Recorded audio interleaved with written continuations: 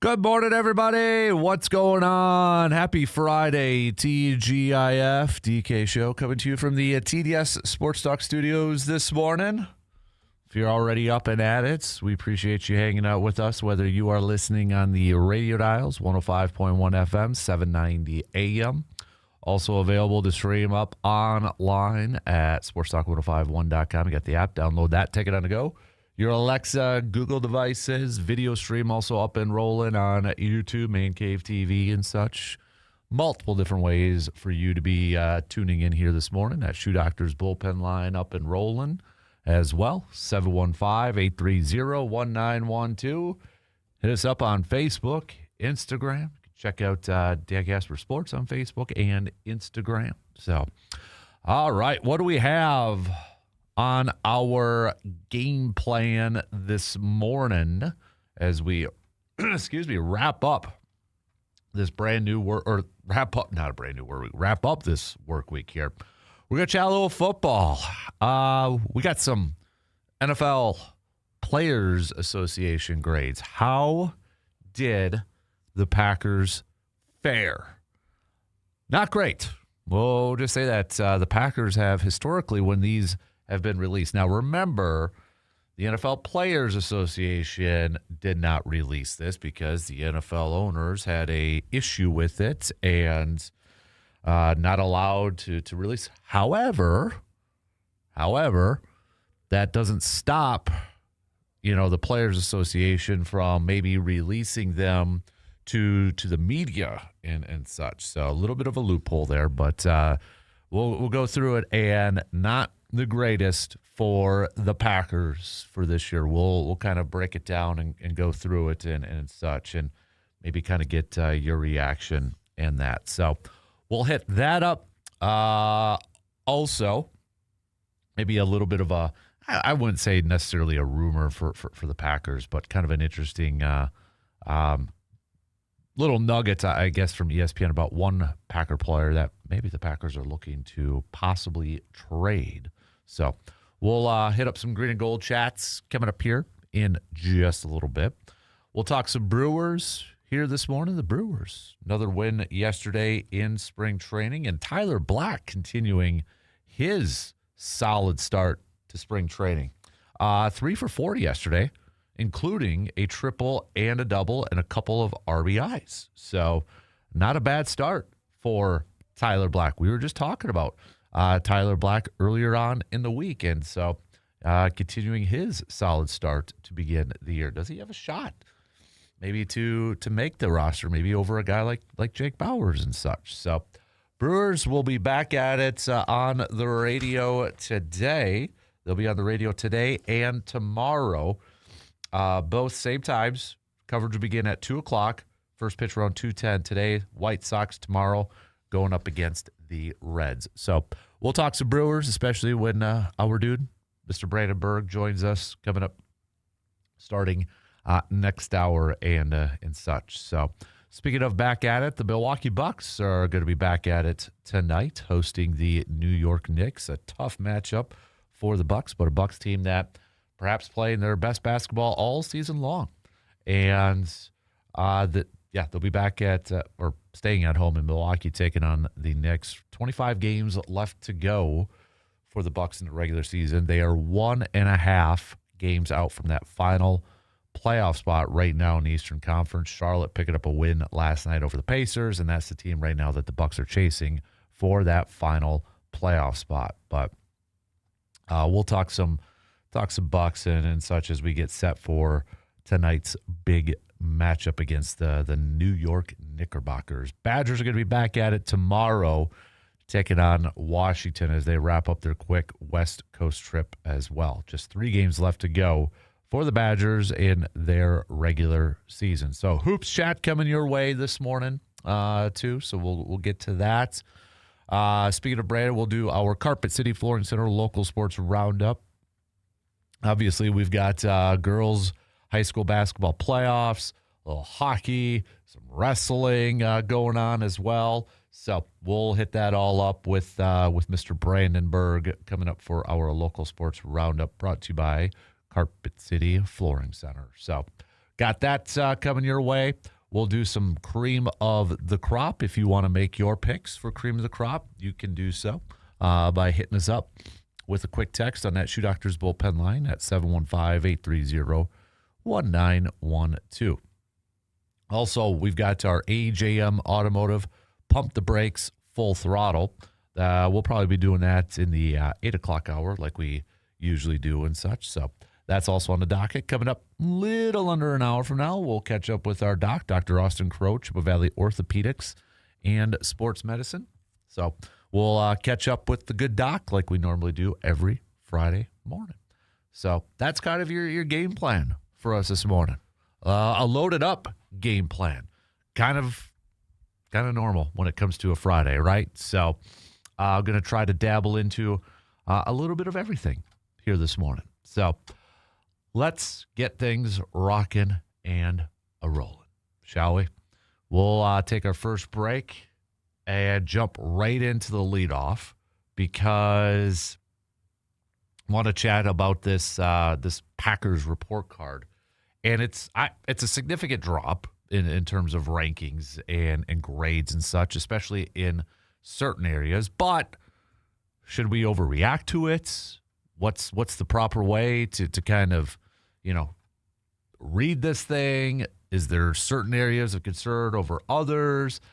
Lots to kind of dive into this thing. So I want to do that, plus a little bit of a nugget, as I mentioned just a couple minutes ago, surrounding the Packers maybe this offseason and such. Maybe something to kind of pay attention to. And it's probably a move that I think a lot of Packers fans would be okay with. So we are going to open up things talking some football. But first, let's take our first break, and then we're going to jump right into the leadoff here this morning.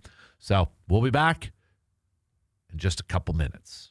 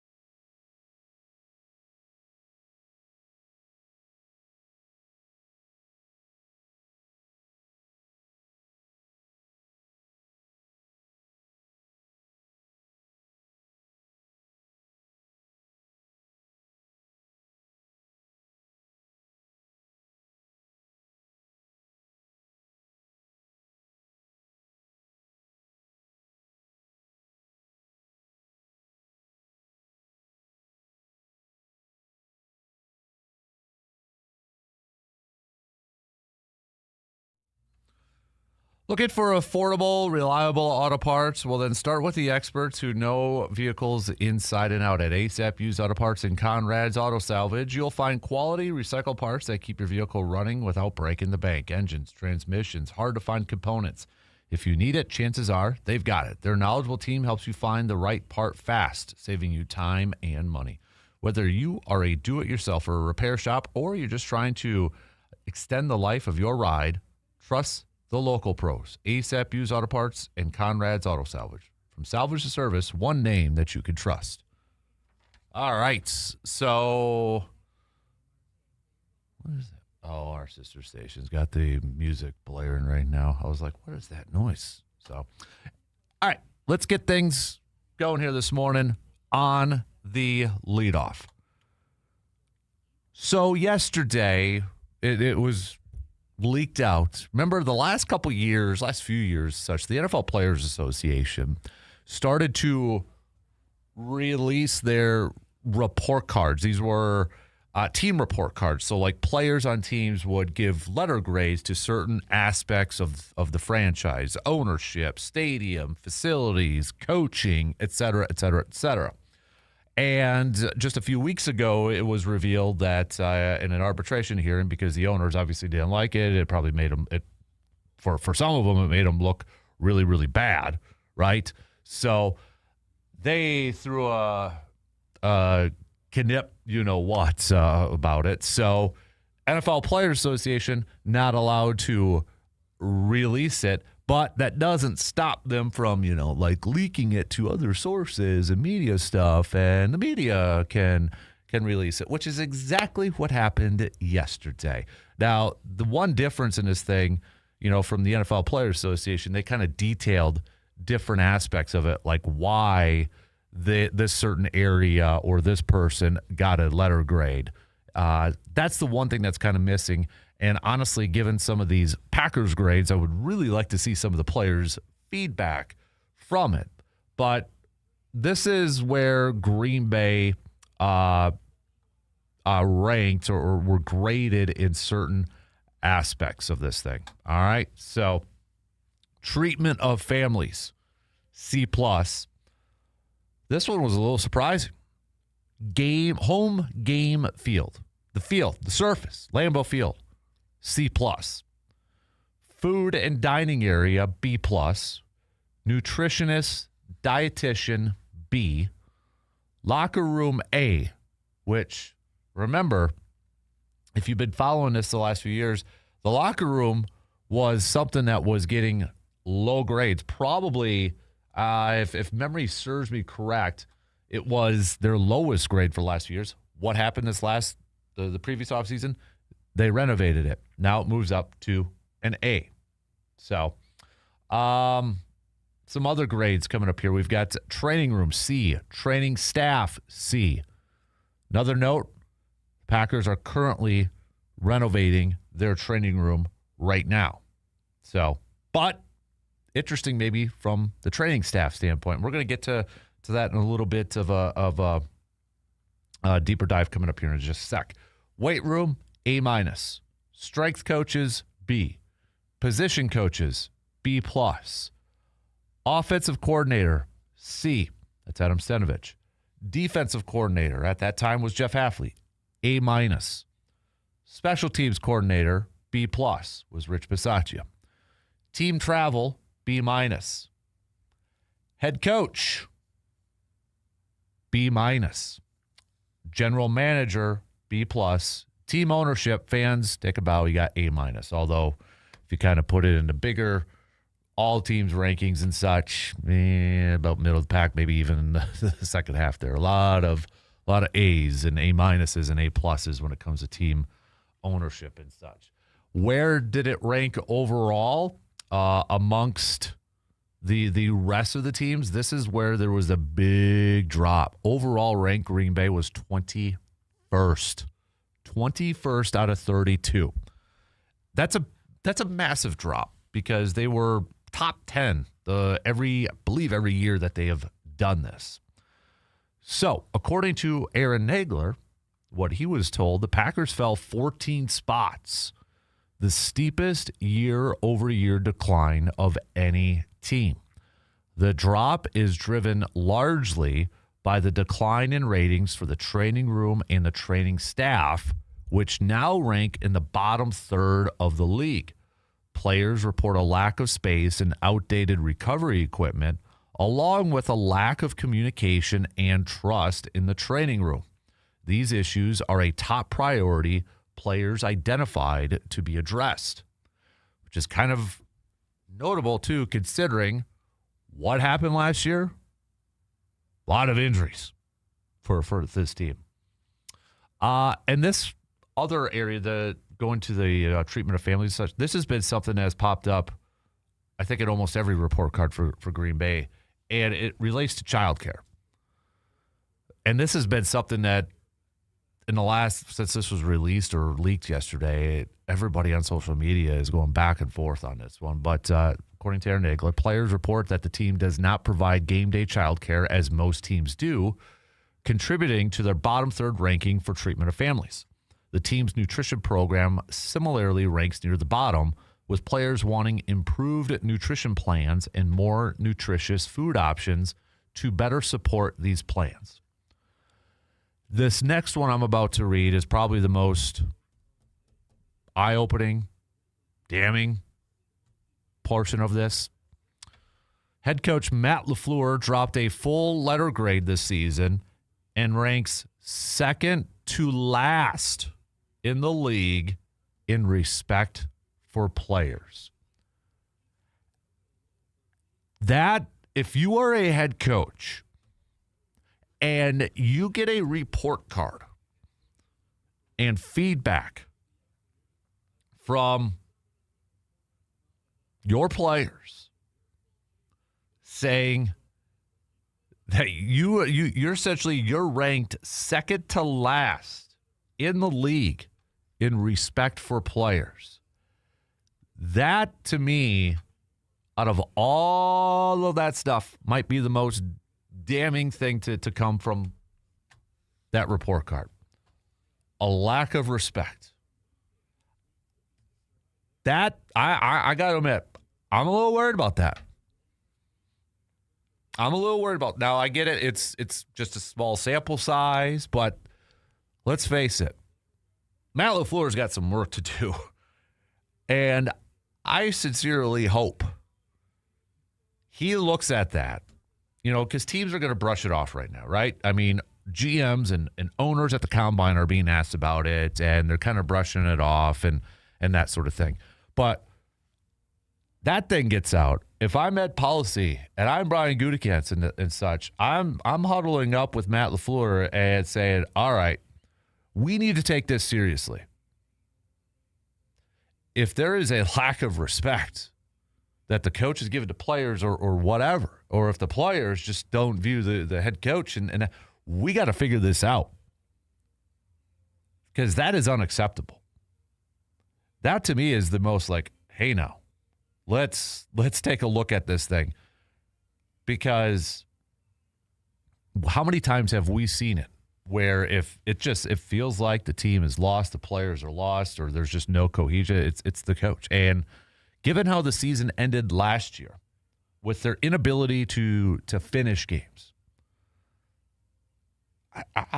this is going to be under more of a microscope for me this year with Matt LaFleur, regardless of the fact that he just signed an extension.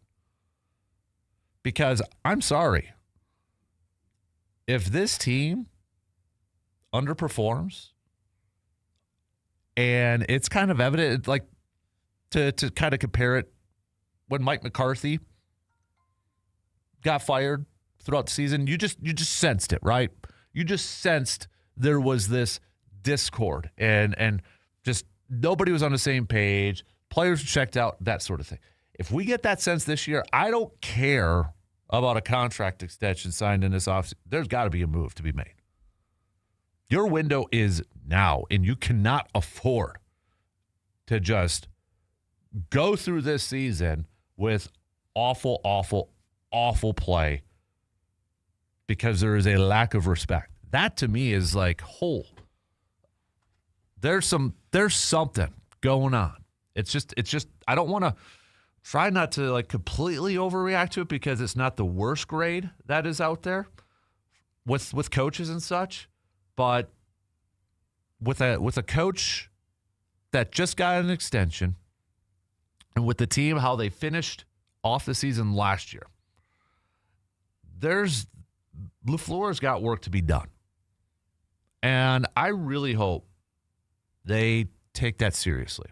Now, from all accounts, again, right now Green Bay is renovating some stuff at Lambeau Field, so they're apparently working on the training room and such. The other part in this thing I would look at is, okay, the training staff. The lack of communication. The trust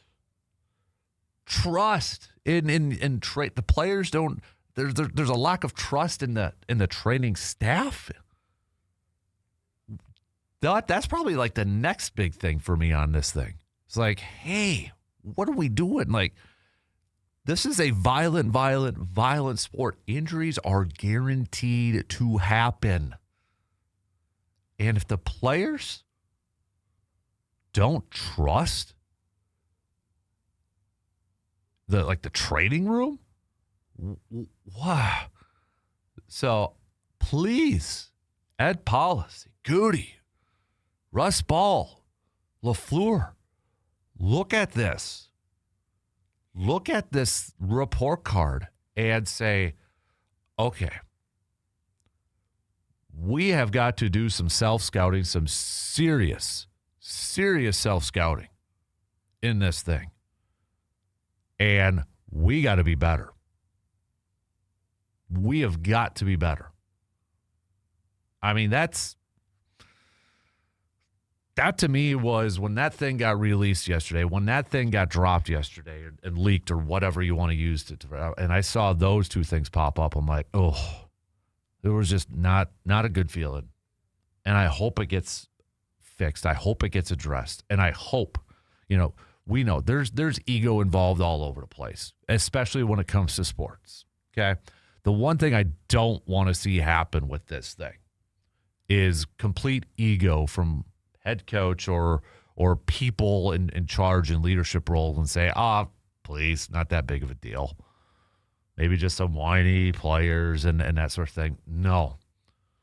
Put the ego aside and look at what you could be doing better and improve this team. And I get it. When you look at the overall grades of this thing, does the highest grades mean that it's the teams that won the Super Bowl or did really well? No. Because, again, Miami was ranked number 1 overall for, I think, the second straight year. They got A's all across the board except for 3 areas. Head coach was a B. Special teams coordinator was a B. Treatment of families was a B+. B was their lowest grade. Miami obviously fired their head coach. Didn't make the postseason. Minnesota is ranked number 2. You look at the Patriots. That great bounce back year. They were ranked 26th overall. So it doesn't necessarily mean, grades. The best grades are obviously the best teams because that relates to Super Bowl championship. The team that was ranked dead last is the Pittsburgh Steelers. F for treatment of families. F- for their field. F- for their locker room. Team travel. F. Ownership. D-.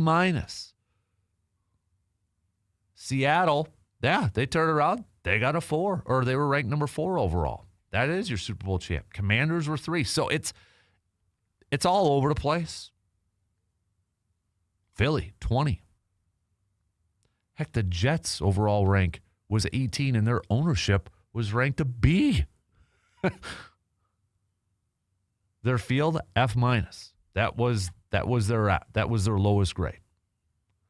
So the overall rankings don't necessarily correspond to wins and best teams and that sort of thing. But there's definitely areas that we can look at and say, how do you get better? How do we get better? Because I will say one thing. Looking at some of this, when you look at, okay, the really good teams, maybe the teams that advance in the postseason, you look at their head coach rankings, they're pretty high. Rams, A+, Sean McVay. Chiefs, Andy Reid, A. Patriots, Mike Vrabel, A.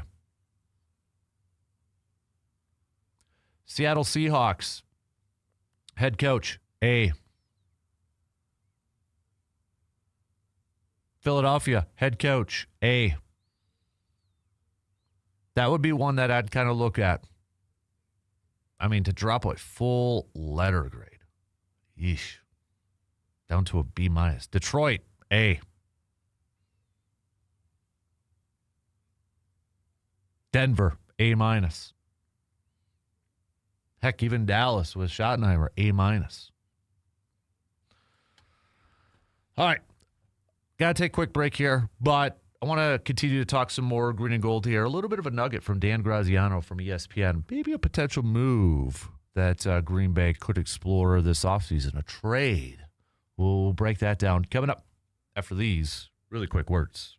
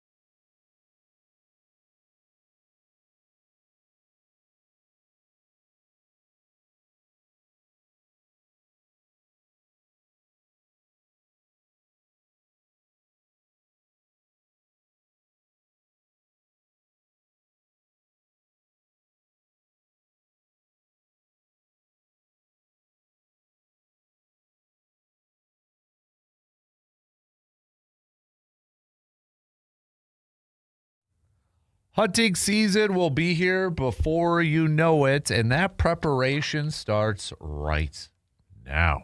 At Tilden Gun, they know that serious hunters don't wait until opening day to get ready. Whether you're gearing up for the upcoming spring turkey season or planning ahead for fall, now is the time to make sure that your equipment is dialed in.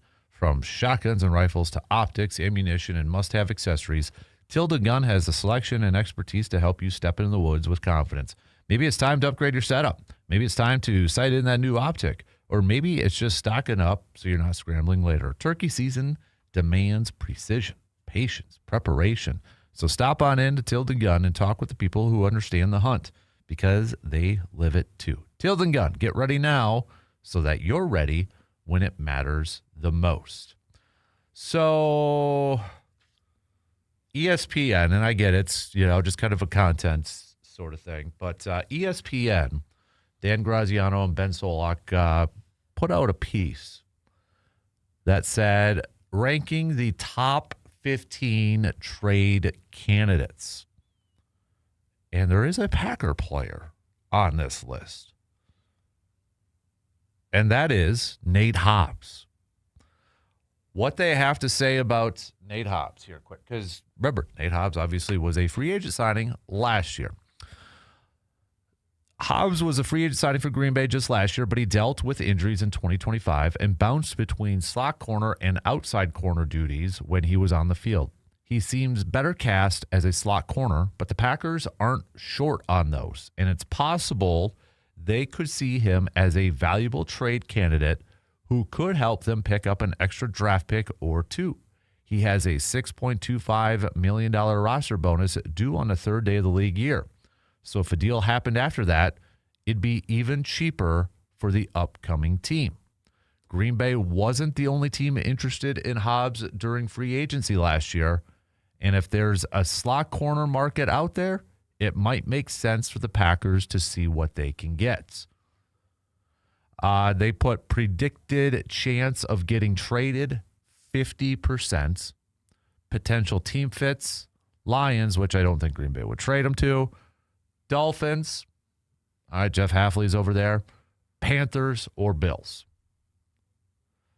I think if you would ask a lot of Packers fans on that potential trade, if they would like to see Hobbs traded, even with the depth and talent issues surrounding the Packers cornerback group, I think, I won't speak for everybody, but I think a majority of them would say, yeah, let's trade him. If you get a draft pick in return, it's probably going to be a day 3 pick. You factor in the contract and such, and I mean, you're not going to get a day 2 pick. You're not going to get a second or third round pick for him. You're probably, 6th round pick or something like that, maybe a 5th. But they're right when they say Green Bay. I mean, Javon Bullard is the slot corner essentially right now. The only thing I would say is with the new defensive coordinator coming in, with Jonathan Gannon, he likes to run 3 safeties a lot. Could we potentially see a slightly different role for Javon Bullard, where maybe it's a little bit more of that safety type of role, and then you employ Evan Williams, Xavier McKinney, and then Javon Bullard in that instance? And if that's the case, maybe Green Bay then's like, okay, we're going to hold on to Nate Hobbs because then we still kind of need a slot corner potentially. But you look at the injuries, and when they did sign Hobbs last year, that was a concern of his. You look at his injury history. Raiders fans really liked Nate Hobbs. It's just he couldn't stay healthy. Well, he couldn't stay healthy last year for Green Bay. And it is clearly evident. Green Bay tried to make him an outside corner. He is not an outside corner. That's not where he's best suited. He is better as a slot corner. So I think a lot of it is going to, one, depend on what does Jonathan Gannon want to do in terms of defense. Is it going to be a shell? Is it going to be a 3 deep sort of thing, 3 safety type of deal that we've seen in the past from his style of defenses?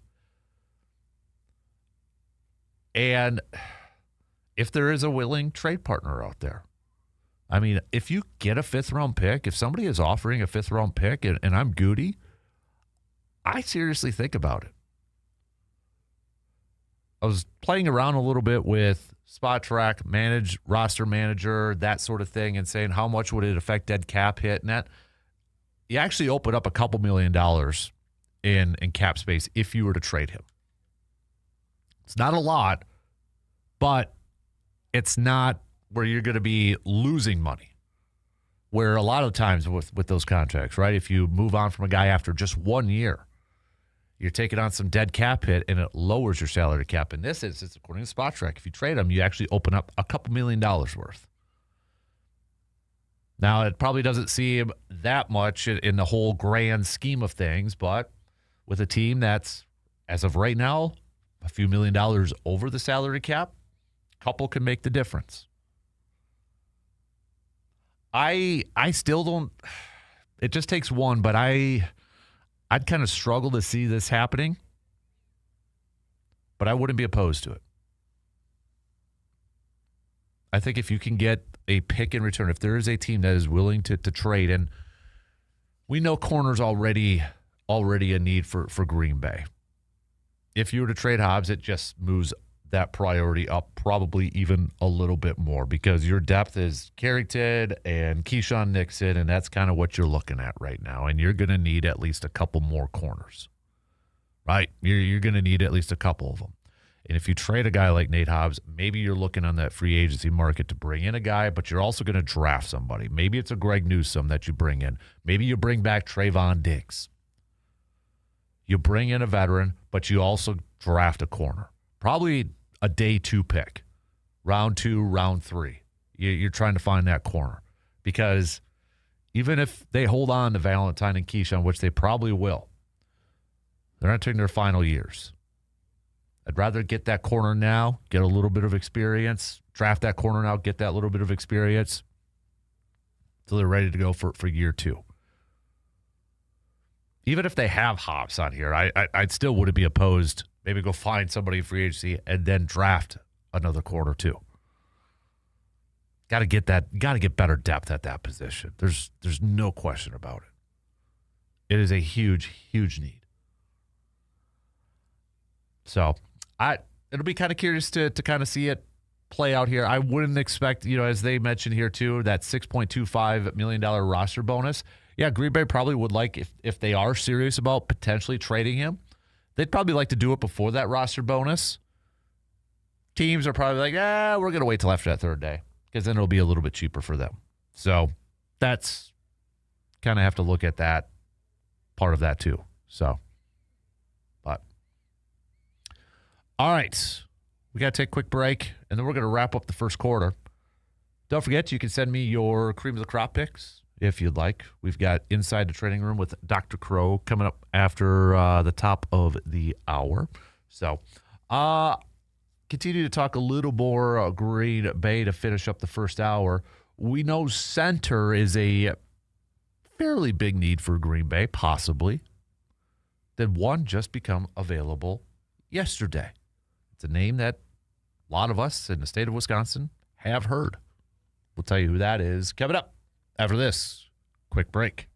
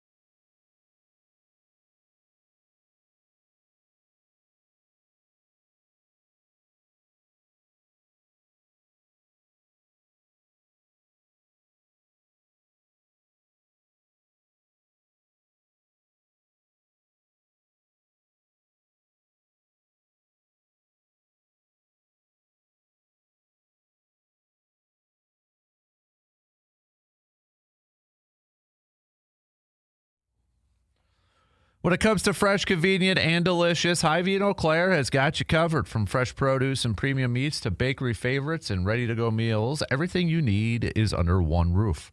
Planning dinner tonight or grabbing lunch on the run, stocking up for the week, Hy-Vee makes it simple on you. A store that feels like your neighborhood market, just a bit bigger. Plus, with daily and weekly deals and seasonal specials, there's always something new to discover. Hy-Vee in Eau Claire, where there is a helpful smile in every aisle. So the Packers could potentially be looking for a new center for next year. And while the free agent market, you had Tyler Linderbaum up there from Baltimore and such, but after that is kind of little depth wasn't great. But did one free agent just become available that could potentially intrigue the Packers? Possibly. And it's a name that you know, Tyler Biadasz, former Badger. The Washington Commanders released him yesterday. A little bit of a surprising move after signing a 3-year deal a couple of years ago. He had 1 year left remaining on his contract. And the Commanders only opened up about a couple $1 million worth of salary cap space. So potentially, there is now, could Green Bay bring Tyler home and bring in a veteran who has been in the league for the last 6 years and kind of maybe fill in that need, that spot at center. And you kind of look at it. Remember, Tyler began his career with the Dallas Cowboys. And in every year, he has played double-digit games, nearly every single game outside of his rookie year in 2020 when he played 12 games. After that was 17, 16, 16, 15, and 16 last year. Now, I know there's been some talk out there kind of wondering about his injury history, his health and such. Was that a factor kind of going forward to this release and such? So a little bit of an unknown at this point. But I'd be curious to see if Green Bay would potentially look at this. Are they just going to go into the draft and try to find their long-term starter over there? But honestly, I wouldn't be opposed to bring in Biadasz in. I would not. A couple years, sign him to a couple-year deal, bring him in, bring him home. Got a veteran on that offensive line. You kind of know what you're already getting with him. Rookies, we don't know. They could be the Corey Linsley, where it's a fixture on your line for a while. Could be the Royce Newmans. Not to pick on Royce Newman or anything like that, but you don't know. Or the Jason Spriggs, right? So I think for a team, again, the window is now. The window's now to win now. If you could bring in Tyler, sign him to a couple of years, and it's not going to break the bank. Now, the difficult part could be, okay, the center market is a little bit bare, so it might work out in his favor that he could get a decent contract. But if I'm Green Bay, I at least make a phone call. I at least check it out. Bring him in. Get that center spot filled up. All right. You got your right tackle. You've got your guard. Yeah, you essentially have your starting offensive line going in. And now you can focus on maybe adding some depth pieces, primarily in a draft, like a swing tackle, some backup interior offensive linemen. At least kick the tires on it. If I'm Goody, I pick up the phone call, or I pick up the phone and kick the tires and have a conversation. So, something maybe to monitor now in the offseason. All right, we'll throw some more football talk coming up a little bit later on this morning. Next hour, I want to talk some baseball. Brewers, spring training, picking up another win yesterday. Tyler Black's off to a really good start in spring training. Is he a wild card maybe to crack that opening day roster for the Brew Crew? We'll talk to Brandon about that, get his thoughts on that question, and plenty more Brewers talk as we're approaching the first week of the spring training season. So we got baseball talk. Bucks are also back in action tonight with a big game going up against the New York Knickerbockers. We'll hit that up, preview that. Bucks right now opening up 1.5 games behind the Hornets for that final playoff spot with just 25 games left to go in the regular season.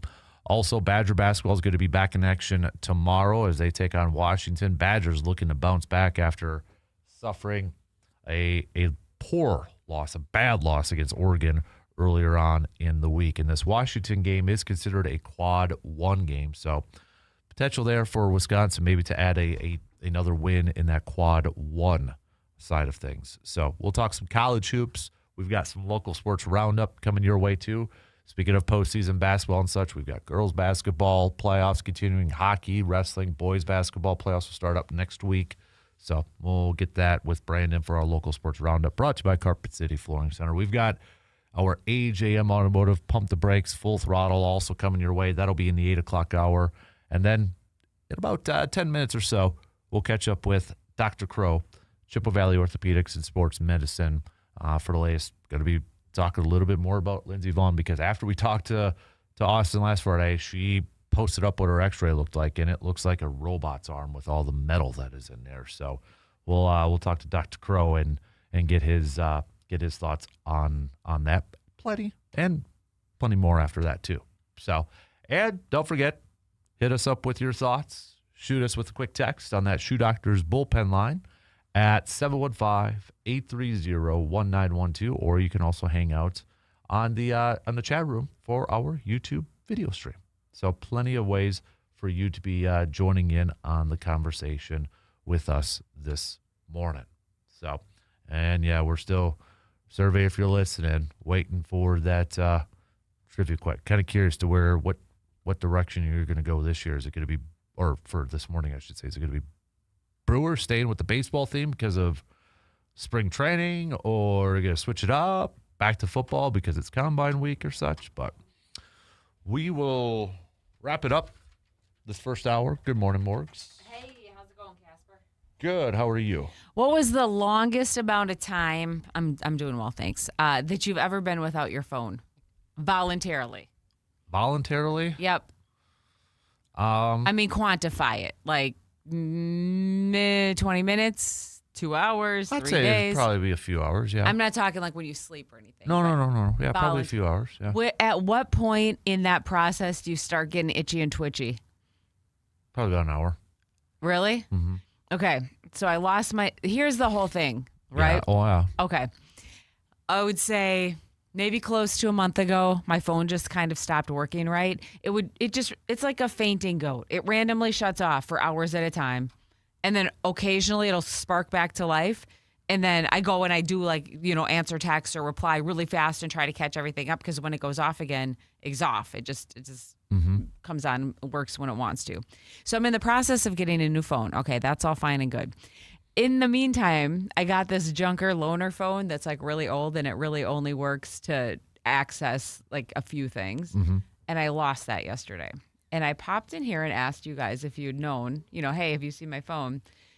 To which you launched into a lecture about why I should keep my phone in a more responsible place and not lose it. No. I did say that. I said that I asked, did you try calling it? And you said, I'm pretty sure it's off. To which I said, why have a phone if you're going to have it off? And why have a friend if you're going to get a lecture? But I digress. So I found the junker loaner. My phone still doesn't work. But in this whole process, my point being, since it's been broken for this long, I kind of don't care anymore. But what I have found out is everybody around me is super irritated by it because I can't get the messages. So I'm not directly or intentionally ignoring or putting things off, which I realize is possibly how people interpret it. I literally can't get the messages, which is kind of nice because I'm like, I don't know. I don't have one. But everyone else is way more irritated by it than I am. Do you feel like you could eventually... Or is the genie out of the bottle with your phone? Do you think you could eventually I would go back? like to, but I think the genie's out of the bottle.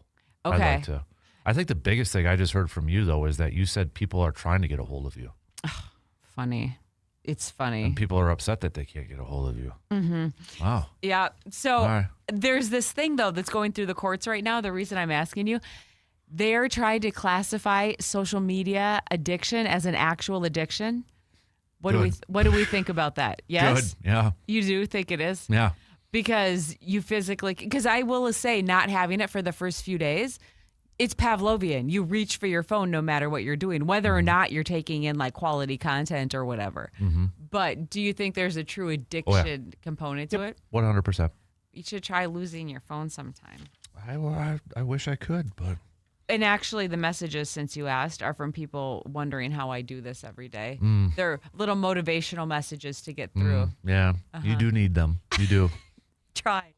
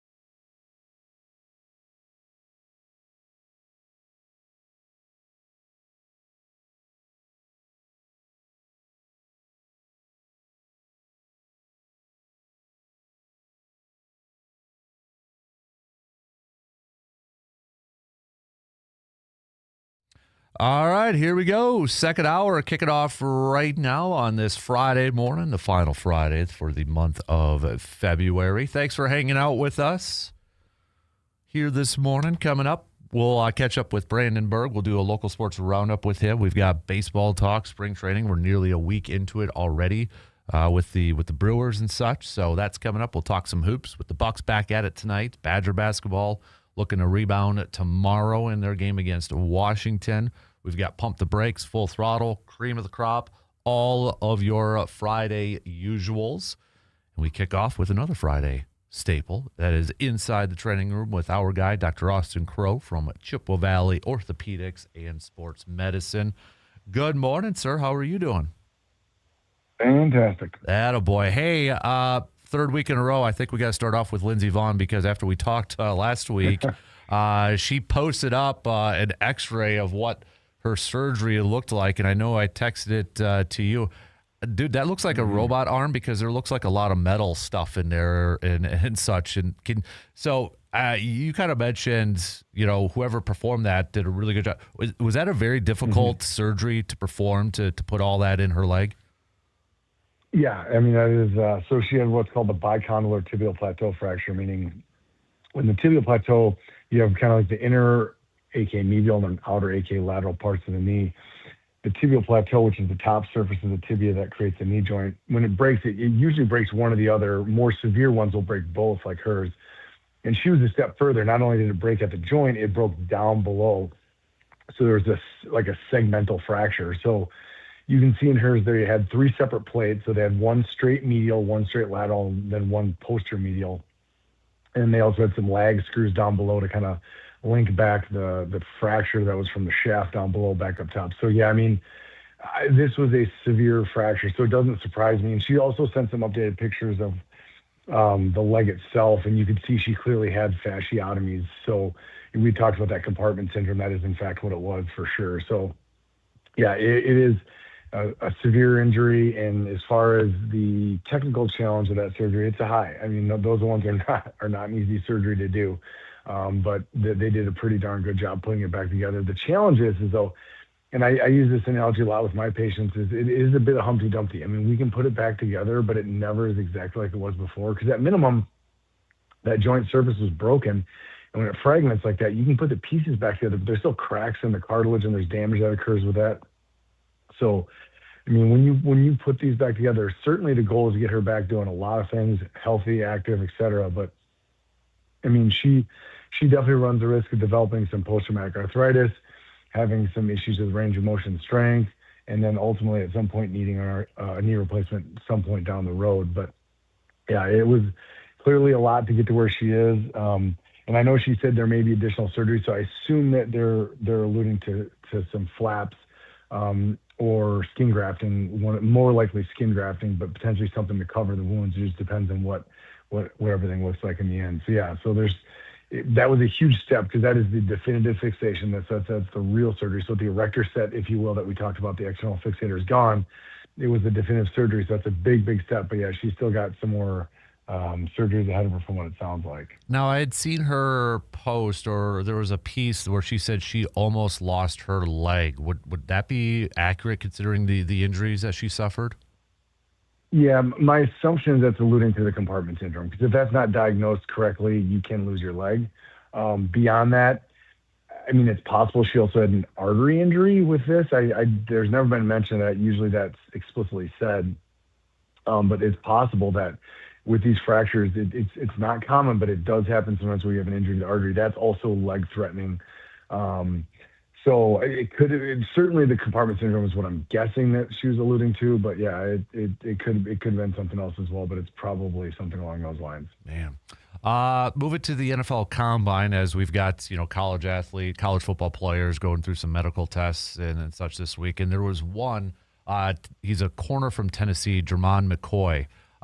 Yesterday said his body doesn't feel ready to do workouts at the Combine.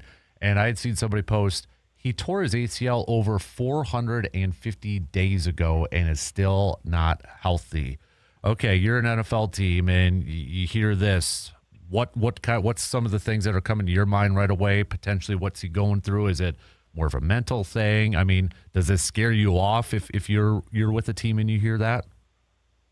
I mean, he's not completely outside of the realm of what I consider normal. So, he's basically a year and a month and change. And so, yes, that's a long time, because there are some people who get back from their ACLs at 6 months, 9 months.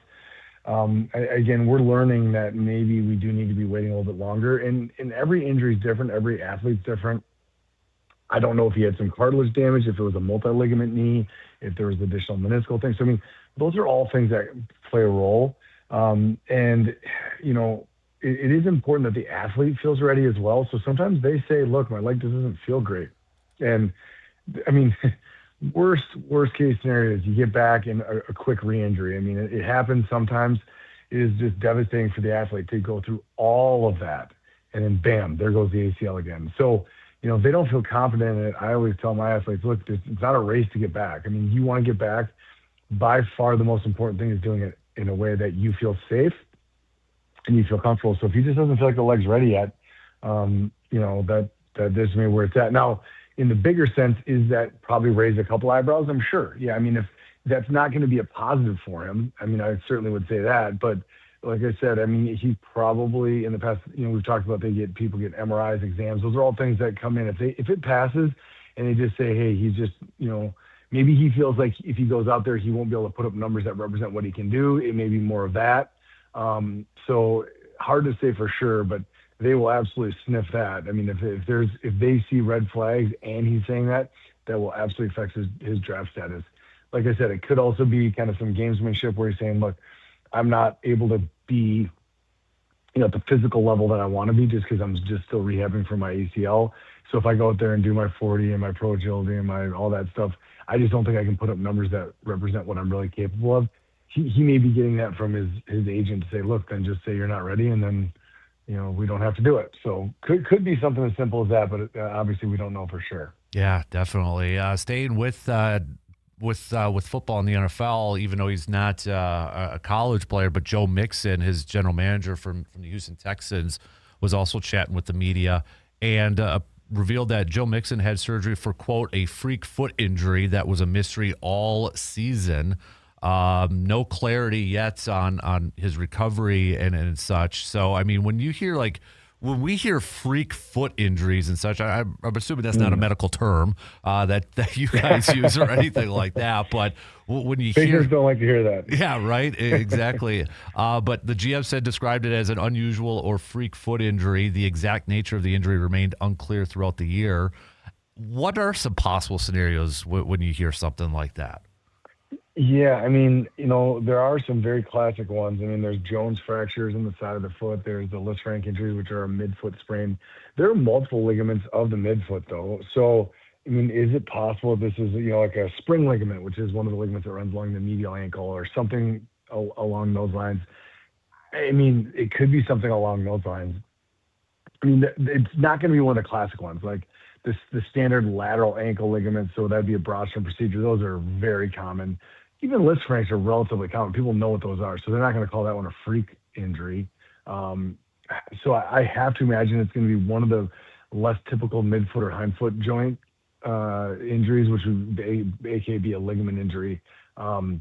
Usually MRIs will detect those. So, it sounds like it kind of quote unquote plagued him throughout the season.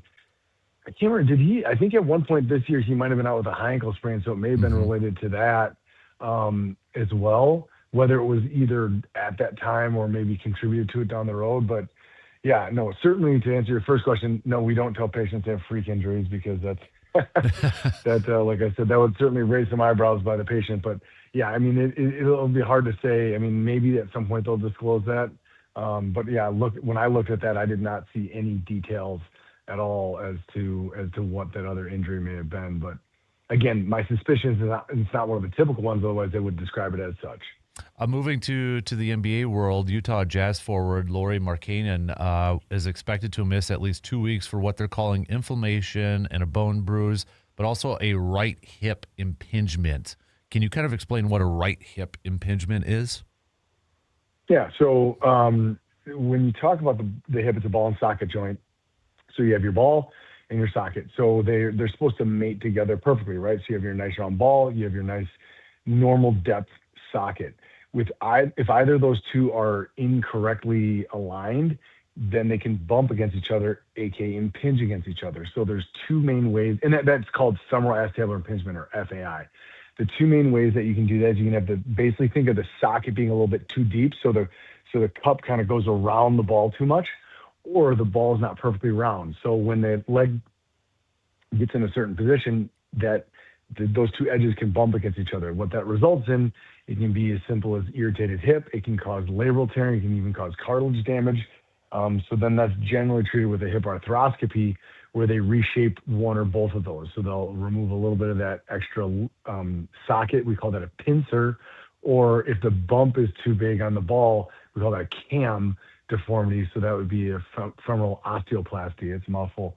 But yeah, you basically reshape the hip to do that. Now, I'm not sure if they're saying he's going to be surgical, because sometimes you can kind of rehab and stretch a hip and it can become a little bit less symptomatic. Now, of course, that doesn't change the shape of the hip, but some people it's there and it doesn't bother them quite as much. So that's the funny part, is that if you take 100 people and you MRI all their hips, you're going to find a handful that have hip impingement, and they're going to say, my hips don't bother me at all.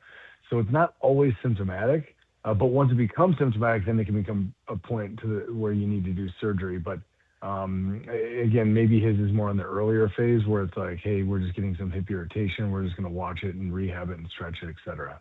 Last question for you that I kind of want to bring up. So the NFL Players Association, they do these report cards the last few years, and I know now they're not supposed to officially release them, but now they release them to the media, so the media releases them and such. And so for the Packers actually did not get graded very well for their training staff, and part of it was what they say here, the players report a lack of space and outdated recovery equipment, along with a lack of communication and trust in the training room. When I hear that as a fan, trust in the training room, that kind of like, my eyes are like wide open and such. But for you and your profession, when you hear something like that where players have a lack of trust in the training room, that's got to raise some eyebrows, right?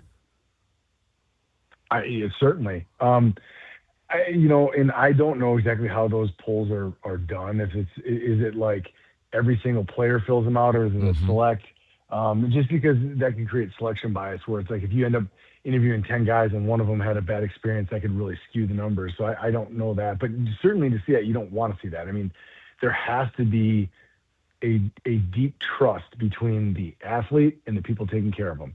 And so the entire training staff goes from the team physician to the athletic training staff to the physical therapist to the massage therapist to, I mean, you name it. I mean, they have everyone on staff doing all of those different things. So, when an athlete's injured, I mean, they need to trust who's taking care of them. So again, could it be a specific, one thing happened? I don't, maybe. It didn't seem like you guys had just a tremendous number of like nagging injuries where people are coming back and forth, coming off the injured list. And so there's just a lot of guys getting hurt.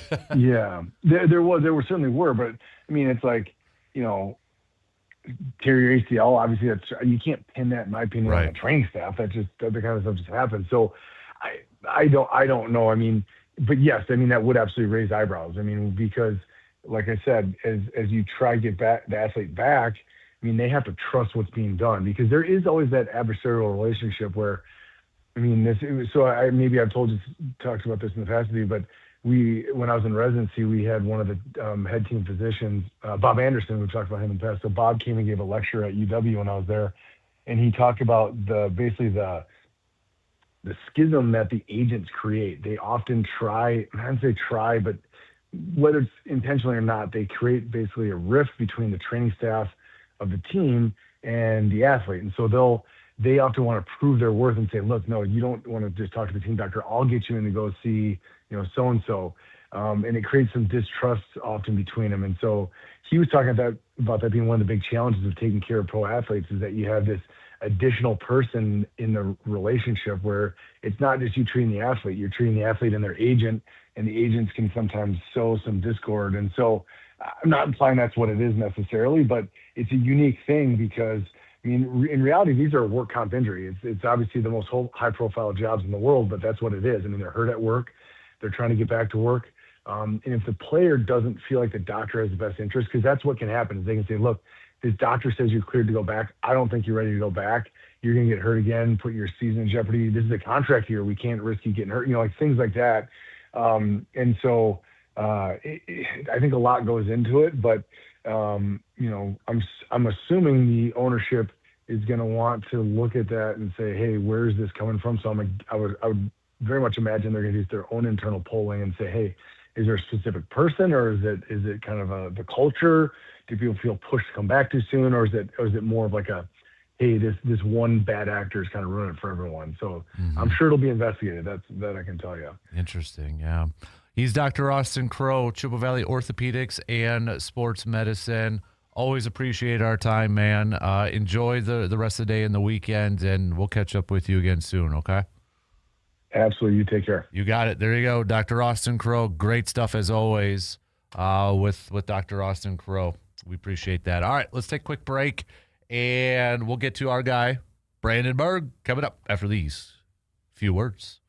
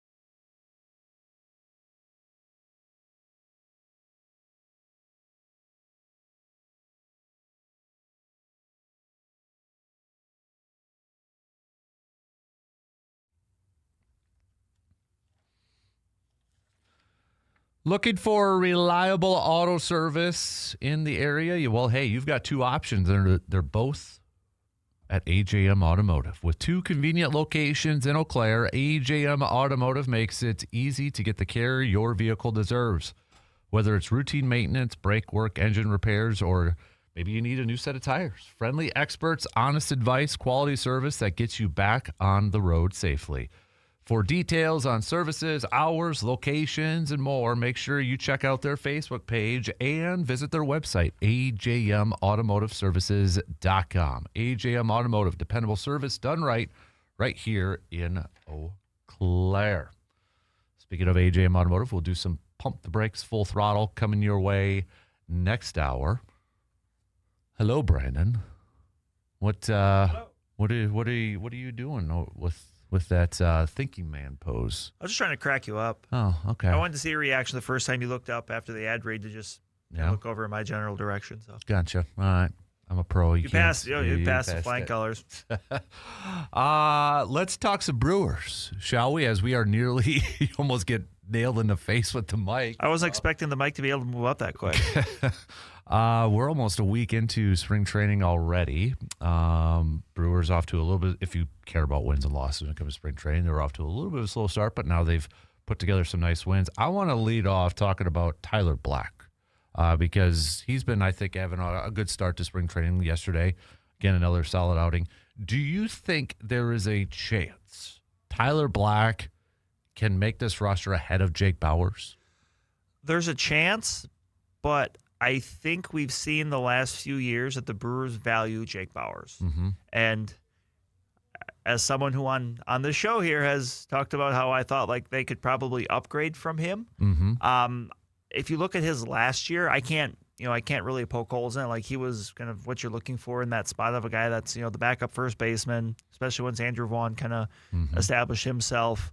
Someone that can play a corner outfield spot. It's not ideal, but he can do it. Mm-hmm. And obviously there's things they like there. He brings some power from the left side. But if Tyler Black is to have a scorching hot spring training, I think it's something you have to think about. Mm-hmm.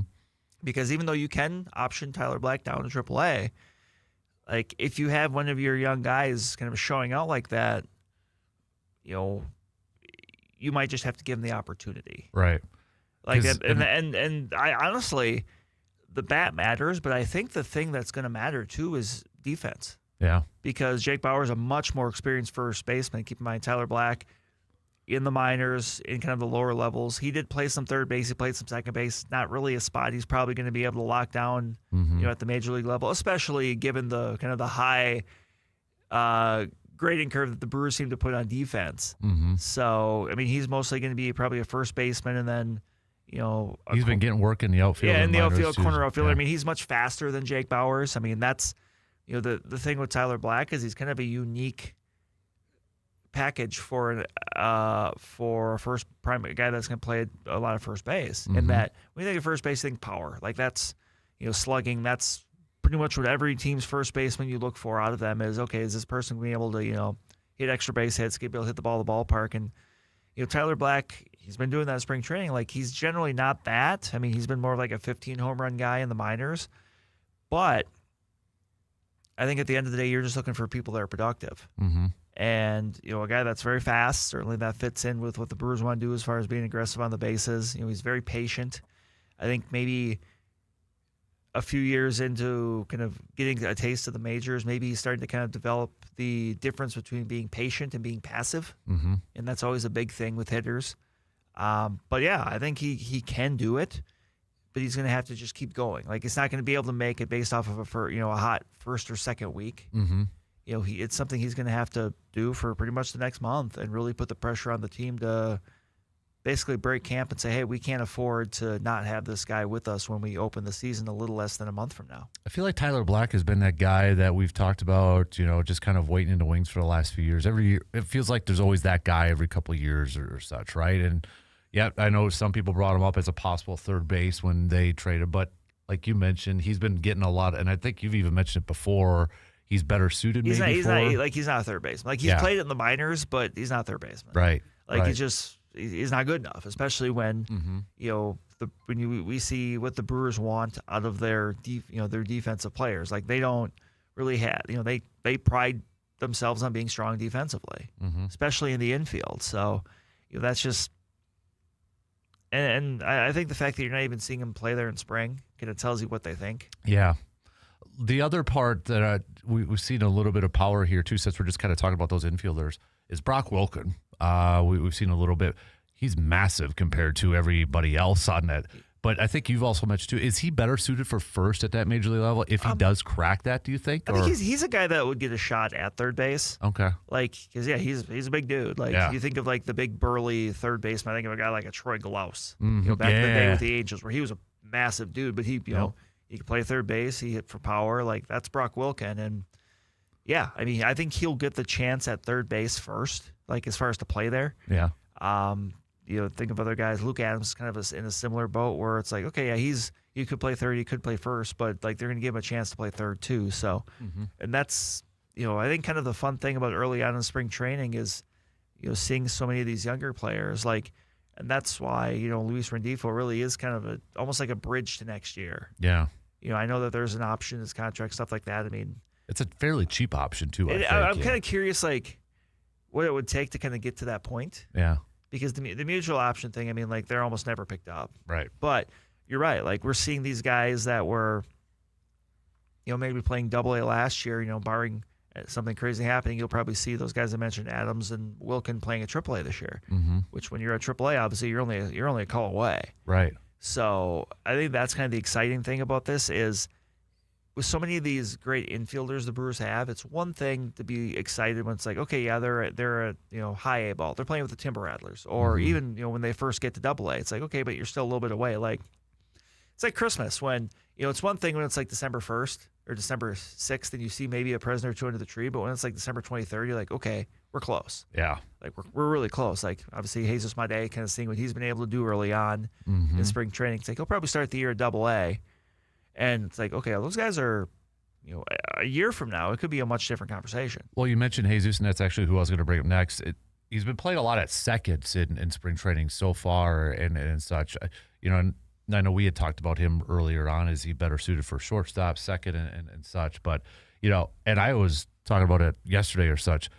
It's hard not to get excited about that potential future infield when you think about throw in Bryce Terang, you throw in a Jesus Mate, you throw in a Jet Williams and such. I mean, if that is the middle and left side of that infield. If there's a Luke Adams, if there's a Blake Burke, who was the first, Andrew Fisher, like all of these guys are players within the next few years that we can see.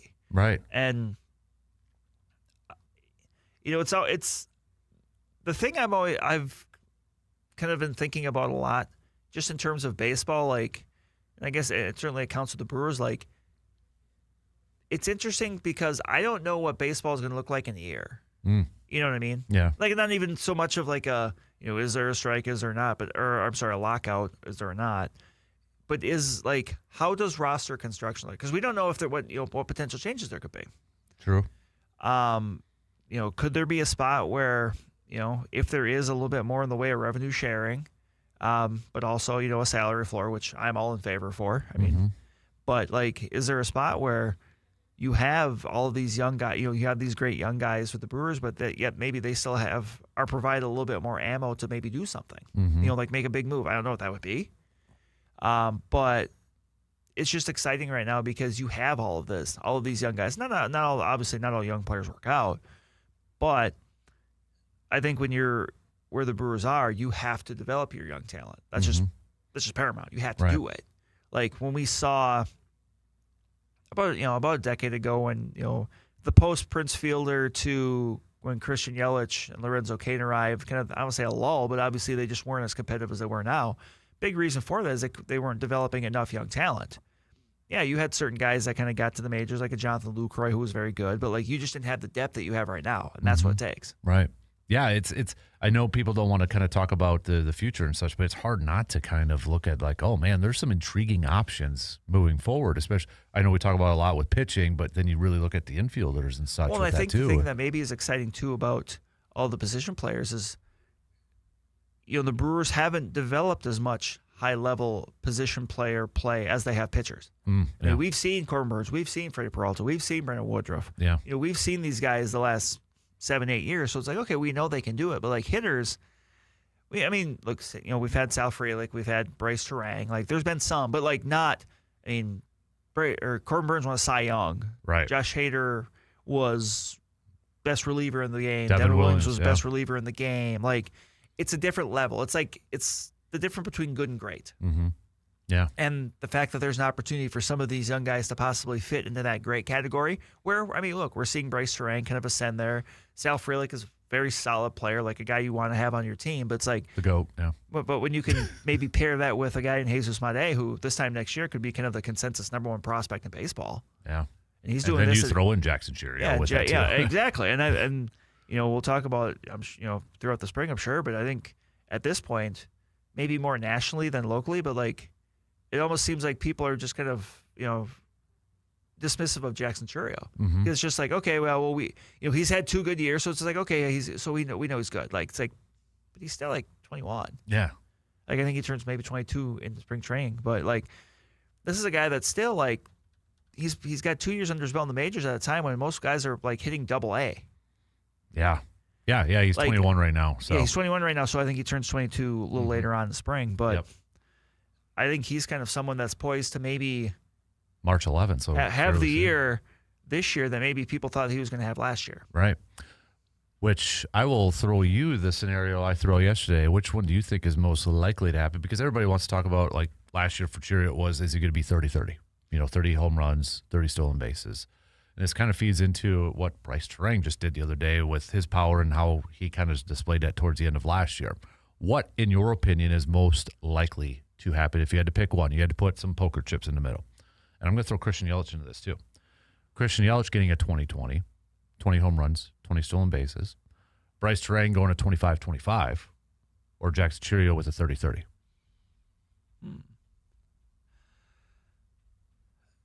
The fact that you're paused a little bit makes me feel proud that it's actually a decent question. It is. Okay. It is. I honestly think I would go with Cheerio. Oh, okay. Because with Yelich, like, you can get to 20 stolen bases without necessarily really having him steal a lot. And, I just kind of wonder sometimes how aggressive they're going to be with him, just because obviously to kind of protect him from himself. Because last year it looked like they were kind of protecting more with his back. Right. So maybe they're going to be maybe they're going to try to, because he played. How many games did he play last? He was over 100, yeah. Well, he was well over 100. That's what I mean. Like, it was was it 150? I think it was. I'll bring it up here. Because, like, that was kind of I'd seen someone bring that number up, and that was just kind of a surprise, but like a pleasant surprise. 150 ran it Yeah, out. he played 150 out of 162 regular season games. Yeah. Like, that's coming off of 73 the year prior. Right. Yeah, that's the most he's played, got to be since. He had 154 in 2022. Okay. And 144 in 2023. Wow. Okay. So, that's great. Yeah. Like, that's, for someone who, it's a bit like kind of the later career Ryan Braun thing, where it's kind of feel like, okay, there's always kind of You're something. getting extra bonus stuff. It but feels like it's always kind of, but let's be real. As people who are, kind of in their age bracket, like we can kind of empathize where it's like, there's always kind of something going on. Yeah. with your true. back or your knee or something. But no, that's great. Like, but I just wonder how aggressive they're going to be on the stolen base front with him, especially if there's so many other guys in your lineup that can do it. Right. Terang, it would be the development of the power, which look, how many did he have last year? It was like 17, 18, something. It was 18. Okay. He had like 10 in August or something. Right. So, like, if it's a little more consistent, I could see him getting up there. Cheerio, to me, it just seems like, he's already gone 2020. Like, I think you can just see there's still more growth in there. Mm-hmm. Like, I could see that happening, especially, for him, if he's on base a little bit more this year. Remember last year he got off to such a slow start as far as just never walking. Right. Like, he went it was a crazy number, like 30-something. I forget how many games it was, but like he didn't walk. Well, he struck out every at-bat opening day, right? Yeah. So, like, you're on base a little bit more, and he missed the month of August with the injury. So it's like, if he stays healthy, like, I could see that. So I honestly, even though it's the highest bar to clear, I would probably go Cheerio at 30-30. Mm-hmm. How much, Bryce Terang, like, every year has just gotten exceptionally better offensively. it's kind of remarkable to see that his rookie year, because he was just struggling at the plate. And then now you're talking about, is he a power guy, for crying out loud? And it's just, what should we expect for the, like, I'm trying to keep it in check here, but it's hard not to, especially when he jacks a 425 grand slam into right, a he's hitting month opposite field, and yeah, I mean, I think it's fair to be excited. Like, I mean, even if he ends up being just a 20 home run guy, like 20 home run, getting really good defense, and from a second baseman, that's incredibly valuable. Like, those are numbers you don't see out of that spot often. Right. So, yeah, I mean, he has gotten better. And you're not far removed from having someone who's got the skill set of one of the best second basemen in the game. I mean, both offensively and defensively. He's already there defensively. Right. And I was thinking about this yesterday or the other day, and I don't know if it's just because we're getting closer to the start of the regular season and, games are getting near, but I'm like, okay, but really when you look at this lineup, we're talking about Terang. We're talking about Chirio. We haven't even mentioned Contreras yet. We're mentioning these guys. And then you look, the pitching, yeah, there's a lot of inexperience, but there's a lot of potential with that. How can this team not get back to the post? Like, you got the national, and I understand it from their perspective, because I think a lot of them are like, okay, we want more of a for sure thing when they make their projections, when they make their picks. And I get it. The Brewers, a lot is based off potential and such. Right. But when you really look at it, it's like, but this could be a really exciting team with these young guys and this young talent. Right. I mean, and if you look at the lineup, I don't think it's not outlandish to expect, Jackson Chourio to take a step forward in his third year in the majors as a 22-year-old. Potential all-star? Yeah.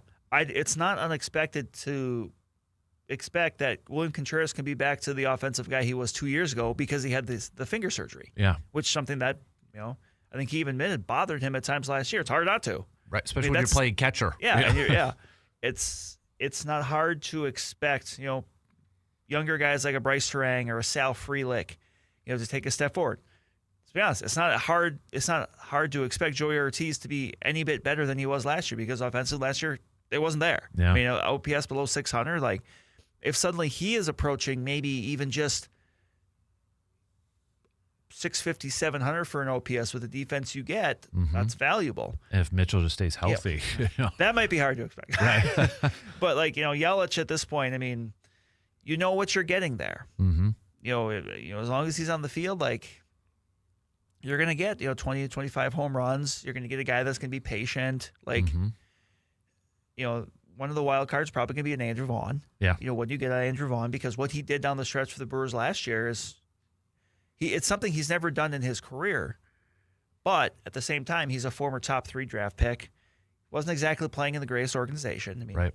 Let's call a spade with the White Sox. So, I mean, there's possible, additional development or just a second opportunity that's come there. Like, yeah, they're like. And then you look at the pitching of the uniqueness of how that's been right, built and such. And just the track record of the Brewers putting a pitching staff together. Right. I mean, the bullpen for the Brewers has been pretty well lights out for the last several. I mean, really during this entire run.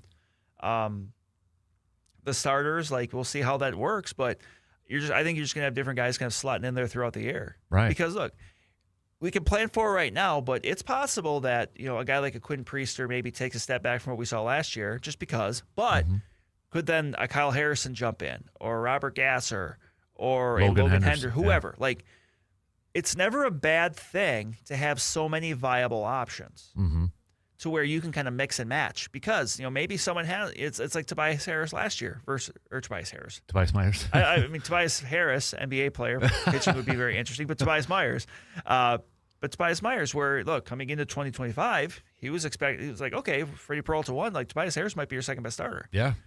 And, ultimately he had some struggles, but because they have, such a depth there, someone else jump in. Yeah.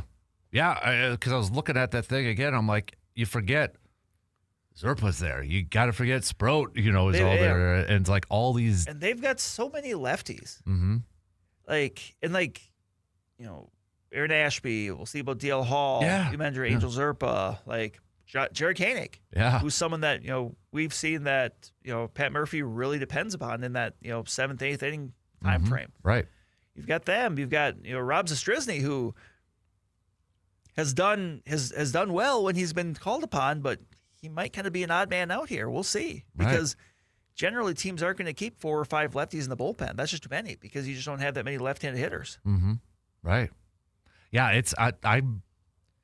I'm getting more and more excited for this upcoming season because of all that stuff. It's just it's hard not to. I think, and I just saw one of the John Boy media guys had the Brewers as the second best team in all of Major League Baseball behind the Dodgers.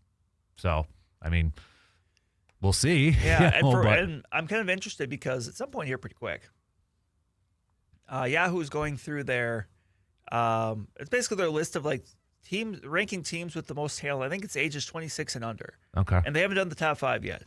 And I think there's 3 NL Central teams that are in that mix. Oh boy. I think it's the Brewers, I think it's the Reds, and the Pirates are among the teams. And they don't say who, they just kind of go through it. But I'm kind of curious to see where they stack up. Because who's that Pirates hitter that's just raking right now I forget in spring training? Yeah, but young guy. Like 19-year-old or something, just tattooing it. So So we'll see. Yeah. All right, so we got to take a quick break here and play a little catch-up, but we'll be right back after these few words.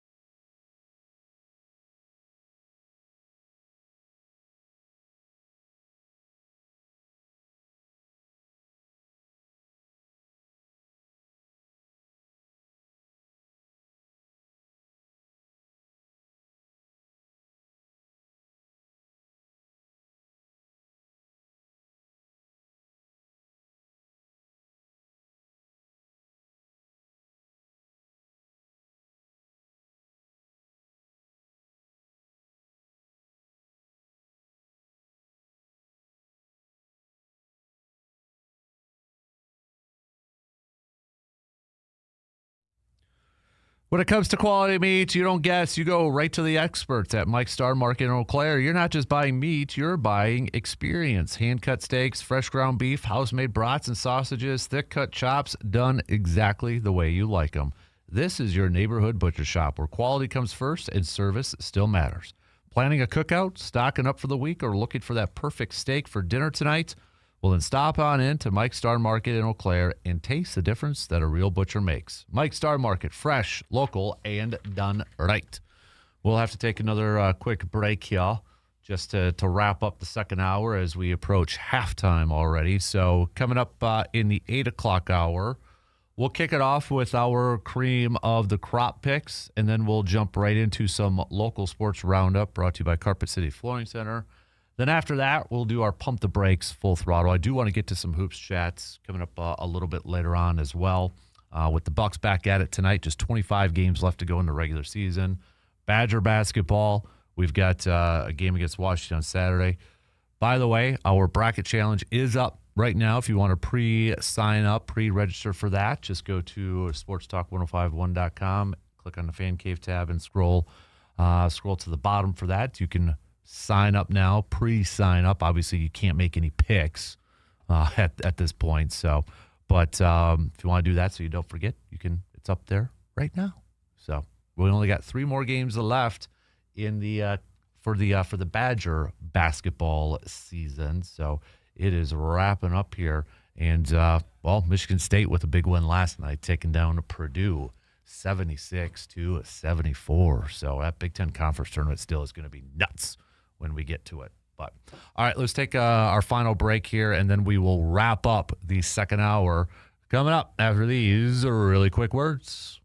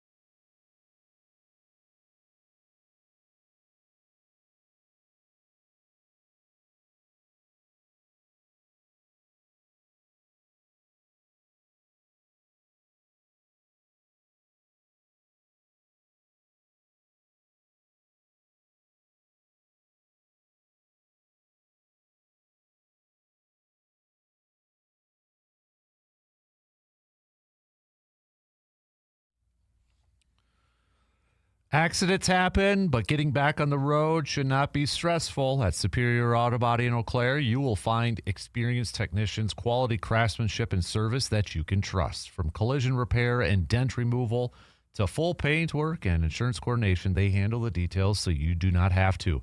They'll restore your vehicle the right way, safely, professionally, and with attention to detail. When your vehicle needs expert care, choose a team that puts quality first. That's Superior Auto Body in Eau Claire, bringing your vehicle back to life, one repair at a time. So just we got about a few minutes left to the top of the hour. So, again, we'll kick off the next hour with Cream of the Crop and our local sports roundup. Then we'll get to our AJM Automotive Pump the Brakes and Full Throttle.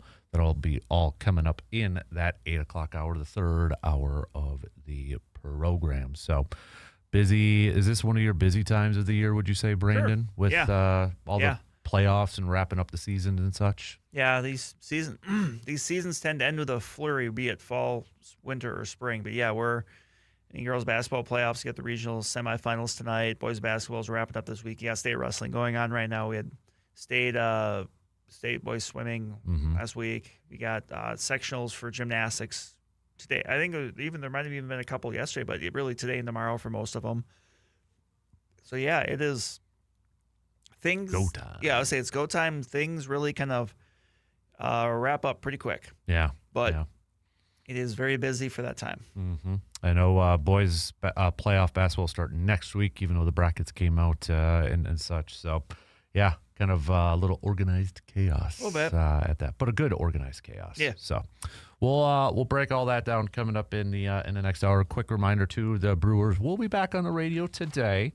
As they'll be taking on the White Sox. Coverage will begin at 2 o'clock. First pitch around 2:10. They will also be on the radio tomorrow, same time when they take on the Reds. Also tonight, you've got the Bucks game against the New York Knicks. Will be on the radio dials too. That tip time's at 7. Coverage will be around 7. Coverage will begin at around 6:30. So. The surging Milwaukee Bucks. Surging Milwaukee Bucks, and that's what I want to hit up on coming up a little bit later on here too. So a team is playing really well without their best player, which seems like he's coming back soon, but it's the typical Doc Rivers. I don't know. Like the comment that he made to one of the reporters the other day, I don't know, maybe I should ask so I could tell you guys. Just stop. Like, really, dude? Just we're not idiots, okay? You know, that was just like major eye roll kind of response. Maybe I should ask. Okay. Just ridiculous. Just sorry. But Combine's going on. Are you watching the Winter Olympics, the Underwear Olympics going on right now? Not so much. And I really haven't yet. So yeah, it's more, I think it's more about just kind of what comes out from it. Yeah. You know, the reports and stuff like that. Because obviously that is where so many of these teams are talking with their agents. Even though we would never say it, but they may be talking with agents from players on other teams, even though, you know, tampering never happens. Mm-hmm. I remind me, in case I forget it, but I do have a Vikings-related Pump the Brakes Full Throttle for you. So I'll get to that because we've got less than a minute until the shot clock cuts us off. So I still have not yet heard from Surveyor if we've got a trivia question or not. So he's slacking a little bit. So. But, all right. Yeah, shot clock will cut us off here in 30 seconds. So we're busy. We're going to run through it in the 8 o'clock hour. We'll kick it off with the Cream of the Crop. We'll kick it off then we'll go into a local sports roundup, and then we'll do our AJM Automotive Pump the Brakes Full Throttle. We'll get to some hoops chat as well, get back to some more baseball talk coming up a little bit later on, as we are already nearly a weekend to the spring training season for the Milwaukee Brewers. Less than a month from opening day now. Because yesterday was a month. So now we are officially less than a month away from opening day. 2 more to go. It's halftime. We'll be back to kick off the third quarter coming up after these news updates.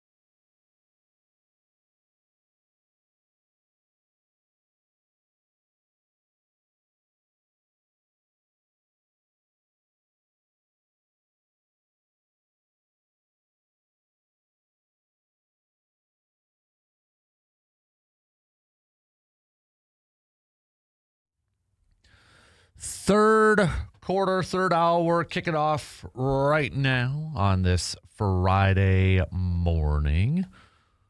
Appreciate you making us a part of your start. You should be up and going. It's 8 o'clock on a Friday morning. So if you've been hanging out with us, we appreciate that as well. So coming up in just a few minutes, we'll do some local sports roundup brought to you by Carpet City, a flooring center in Eau Claire.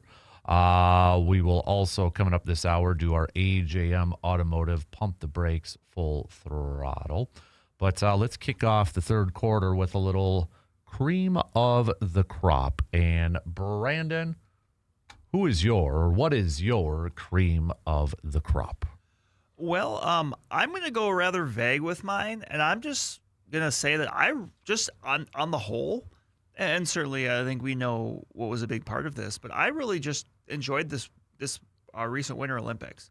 Like it's been a bit since I've actually watched that much of the Olympics. Okay. And I think part of it is, to me, like when the Olympics are in Europe, that's almost the ideal time because everything's in the morning or early afternoon for us. I like morning stuff. And then obviously they can replay the big stuff in prime time. Yeah. But look, and I get it, there's a lot of people that that may not work for. Mm-hmm. But like I think for me, it works. Like there was so much where I would just have like Gold Zone on, or just showing the different stuff going on as I'm working or whatever. Like, and then obviously the U.S. men's and women hockey team winning gold. Exciting fashion overtime wins over Canada. Like that's really cool too. But like I don't know, this one it just seemed like this Olympics really clicked. Yep.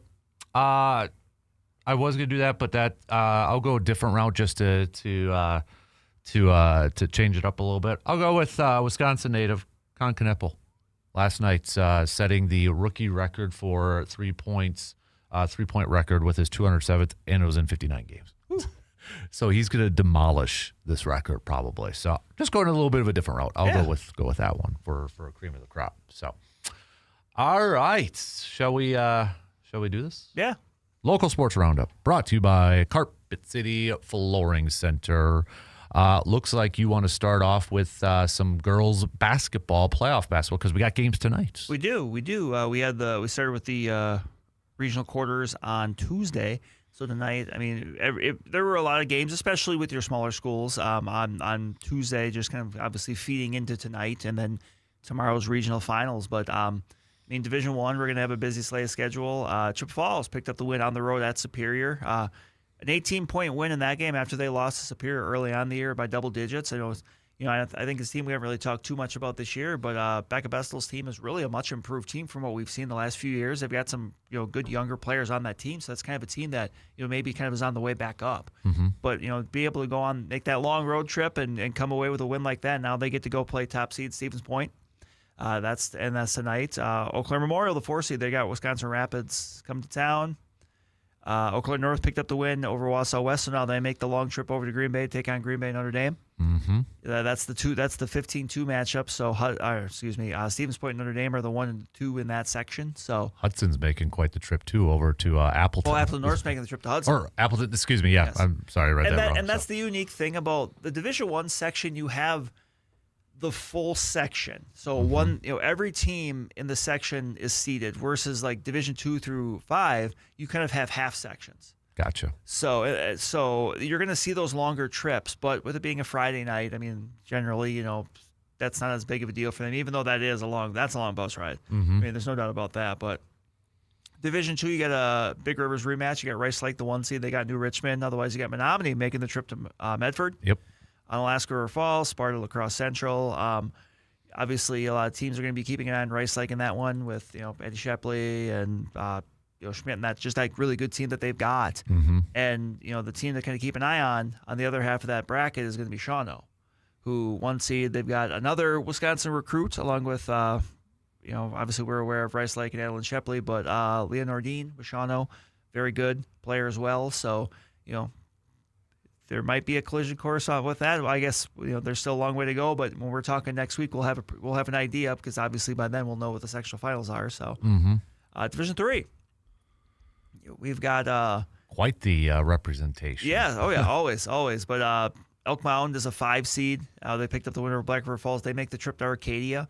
That's a 5-4 matchup. That would not surprise me if Elkmont was able to kind of grab that win. That's a team that still got some experience from that state team last year. They picked up some good wins this year. They've been very competitive in their first year in the Western Clover Belt, even with that turnover. So you got St. Croix Central and Somerset. That's the 1-9 matchup.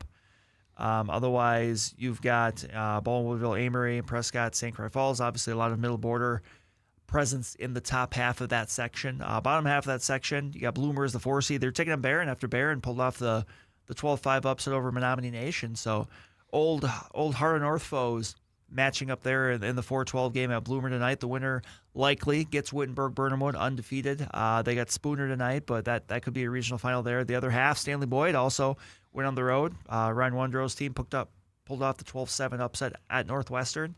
So now they make a trip to another Heart of North team with the second seed Hayward. Mm-hmm. While you got Mosney and hosting Altoona, who picked up the win over Northland Pines on Tuesday night. So, we're gonna, obviously you're gonna see the quick turnaround. The winners tonight move on. They play again tomorrow night. So that's how you get to your regional championship, Division 4, which is a big one. And obviously a lot of familiar faces there as well. Colfax in the top half of that section is the 1 seed. They're gonna have Phillips after Phillips knocked off Unity, Ladysmith and Boyceville. Shell Lake, Randsburg, Prairie Farm, Clayton taking on Cameron. Bottom half of that section, this is kind of really, I think, where the rubber's going to start to hit the road here tonight in this bottom half of the section, which is just loaded. I mean, you got Regis as the 1 seed. They got Mondovi after they beat Whitehall, but Durand, Arkansas taking on Fall Creek. That's a rematch, I believe, of the regional finals last year with Durand, Arkansas won on their way to state. A Fall Creek team that picked up a big non-conference win over Colfax near the end of the regular season. So a team that's gotten healthy. I think a team that's a bit of a dangerous as number 4 seed. You got McDonald hosting Cadott. That's where I will be tonight. But a game to keep an eye on because Cadott almost beat McDonald. Their second matchup of the year. Cadott was winning until the final seconds. McDonald got a big late bucket and then was able to hold on. But, I mean, those are conference foes. You always kind of a little leery, I think, if you're a conference foe and you're seeing a team for a third time because you're just kind of wondering if someone's going to bring something out. But McDonald and Cadott winner there, likely to face Neelsville. They're hosting Spencer, but Neelsville, the reigning forever champions of the Eastern Clover Belt. But Coach Geyer always has that team strong, ready to play. They picked up the big win over Regis in the Clover Belt crossover last Saturday. So very possible we're looking at a Neelsville-McDonald regional final there, which would be a doozy rematch at the start of the year where Neelsville picked up a win over McDonald at the start of the year. So Division 5, lots of good teams from around here, especially in we'll actually start with the southern half of that bracket because, well, I guess I can't fully say, I can say southern because most of them, it's not always divided north-south, but in this one it kind of is, where you've got Oliva Strum. They opened the playoffs with a big win over Cornell. They got Augusta. Now, Oliva Strum's undefeated. They right? are. Okay. They are. So I think one of the things you're going to see with a couple of these sections here is very good contingent of teams from the Dairyland Conference. Dairyland Conference is a good basketball conference, but especially in girls basketball this year. Oliva Strum, Augusta, a couple there. Eau Claire Emmanuel, they're the 4 seed. They're going to host Gilman after Gilman knocked off Glenwood City. You had the Eastern Clover Belt rematch with Owen Withy and Loyal. That's your 3-6 matchup. New Auburn is the 2 seed. They're going to take on Alma Center Lincoln. We could be looking at maybe some big time matchups there in the regional final, but also a top half of that section. You got Webster, they're the 1 seed. Then Solon Springs, they're the 2 seed. A lot of teams, from the northern part. A lot of teams from the Lakeland up there. Northwood's the 3 seed. They're at the top there. I mean, I saw Webster earlier on when they played Cadott, and they were impressive. Like they picked up a solid win over a solid Division 4 team. But another in the other part of that Division 5 sectional, Independence Gilmanton, the 1 seed. Another Dairyland team. They actually handed New Auburn their only loss so far, and that was, I believe, a 3 or 4 point game back in the early part of the year. They got Brookwood. Otherwise, you got Pepin Allman, Royal, DeSoto, Cochrane Fountain City, Blair Taylor, Cashton. It's kind of interesting with how that splits up, and I do think it's probably a good thing that you've kind of got a lot of those Dairyland schools split up a little bit, just because of location. But also, I mean, there's a lot of really good teams in that section, or in those 2 sections, and in that conference. So, but yeah, I mean, a week from now we will know who is playing to go to state. So, we get down to it there. But yeah, I mean, we've got boys hockey and girls hockey. A lot of the teams in our immediate area had knocked out, but AAA Ice Arena tonight hosting the Division I boys sectional final, Hudson and Stevens Point. That should be a doozy. So this determines who goes to state. This is who goes to state. So Hudson, Stevens Point, they're playing tonight. Second time in 3 years, Stevens Point has been in that game. 2 years ago, they reached the sectional final. They lost to Chippewa Falls.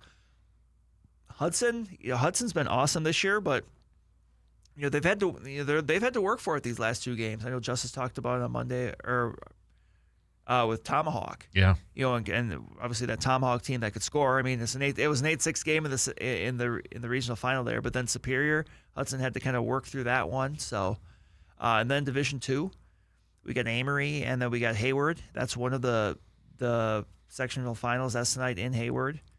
You've also got Somerset taking on River Falls. That's tomorrow night in River Falls. So, we'll see if we get some Big Rivers or middle border representation down at state. But because River Falls is the 2 seed and they're hosting, is that just usually that's that the neutral sites were usually set up beforehand. Okay. Actually, I think in Division I, if I remember correctly, that was actually set up for Hobbs. Okay. But it can change if someone else is interested in hosting it. Okay. But yeah, so that's why sometimes in some sports you will see that where. Okay.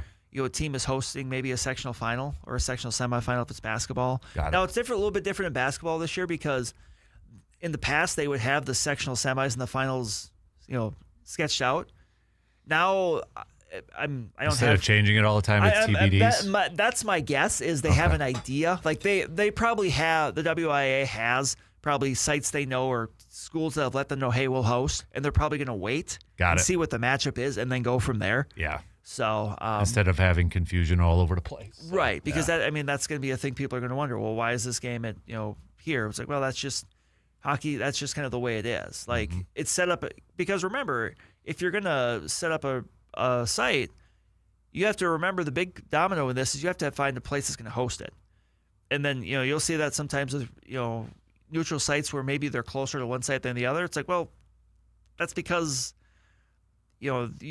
sometimes the school isn't always going to be interested in hosting. Right. So you can only go with the schools that are interested in hosting, and that's not always going to be an equidistant amount from the 2 schools that are playing. So, right. But otherwise, yeah, I mean, we've got state wrestling had the first night last night. So boys and girls they'll get going here a little bit later on this morning. But day 2, kind of the interesting thing with the changes is actually now. Boys and girls, all divisions, all weight classes, it's all double elimination, which I like because previously it was possible you could get down there, wrestle one match on Thursday night, and be done. Oh, geez, okay. So I kind of there's been some changes with the number of kids that go, and obviously we've seen some shuffling with just how postseason is done with the boys going to the what many people are just calling the super sectional, which is a larger sectional. You take the top 2 from each, but. So all these kids that are down there, boys and girls, they're going to get at least 2 matches, so that's good. Mm-hmm. But yeah, I mean we've got the semifinals set up. So your top 4 right now in each weight class, boys and girls, that was established yesterday. So and there's obviously a ton of local kids that are a part of that. I'm sure Justice will be able to kind of maybe touch base a little bit more on that Monday once we kind of know who's where. But yeah, that's going to be getting going and. It's going to be all day today, and it's going to be all day tomorrow. So for boys basketball, are we wrapping up the regular season tonight for some games, or some of them already done? But a lot of them actually got done before. Okay. So, like, the Big Rivers wrapped up last night. Hudson and River Falls sharing the conference championship. They're both 12-2, so obviously they're going to go into the playoffs. Obviously with some momentum there. The Western Clover Belt had the Clover Belt crossover. Previously, we had Regis and Fall Creek sharing the conference championship, so... But yeah, we had the Clover Belt crossover last night.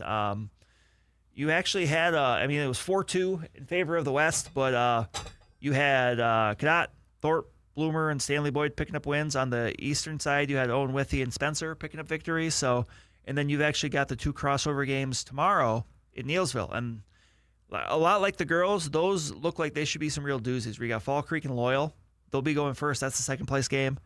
And you have Regis and Marshfield, Columbus. That'll be the first place game. Okay. So, but yeah, those are 2 really good teams. I mean, you got Regis and Fall Creek, who I believe Fall Creek and Regis are the 1 and the 2 seed in their half of the D4 section.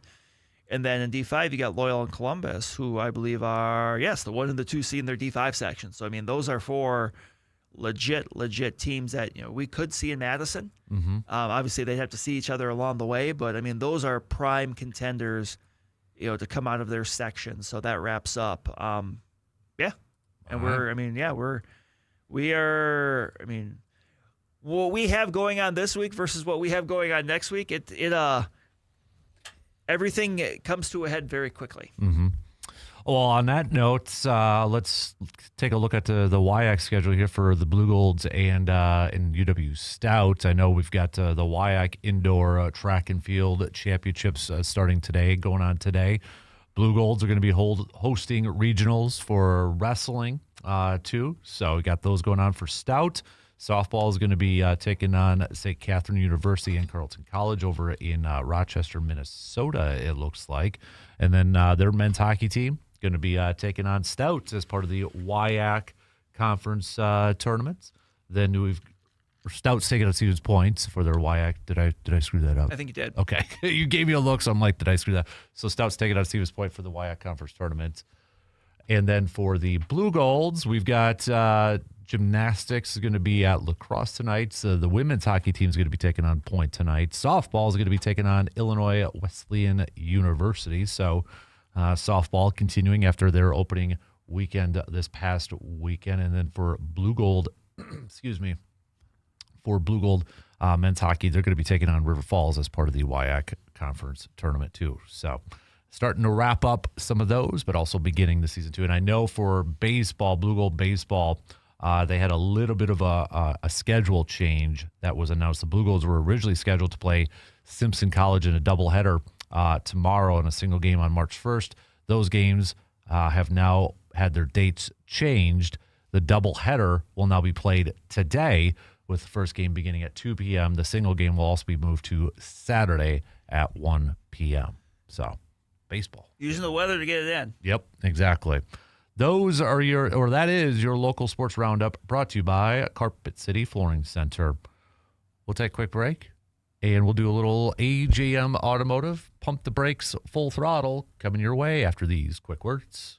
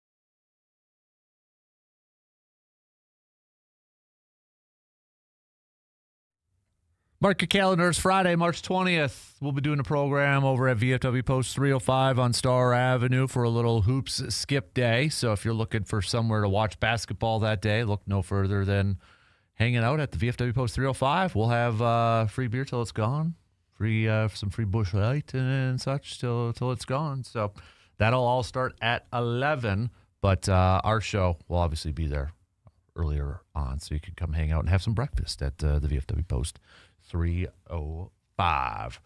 All right. Let's do some pump the brakes or full throttle, and I'll start off with that Vikings one that I was going to have. By the way, Surveyor did chime in with it's just for you because he can't listen, apparently, to see if we got it right. So I have to ask it for you. He says, can you ask Brandon, name the top 10 Brewers with the most career wins as a pitcher? Okay. So think about that for a little bit. All right. So I'll think about that for a bit, yeah. Pump the Brakes Full Throttle brought to you by our good friends from AJM Automotive in Eau Claire. Pump the Brakes Full Throttle. You want to see the Vikings acquire Anthony Richardson. That came out yesterday. I'm going to say pump the brakes. As a phrase that I will often say on this show, I'm fine if it's a move, but not if it's the move. Okay. And I don't think it would be the move. So, yeah. I mean, in a vacuum, hey, if you want to give up a 7th-round pick or two for it, that's fine. It's only under deal for one and more. that's it. Yeah. You know, so it's like, I don't know. Then obviously you got some. I don't know about the optics or the logistics of having two quote unquote developmental quarterbacks on the team, but yeah, like I cannot like if they did, I don't think I'd have a problem with it.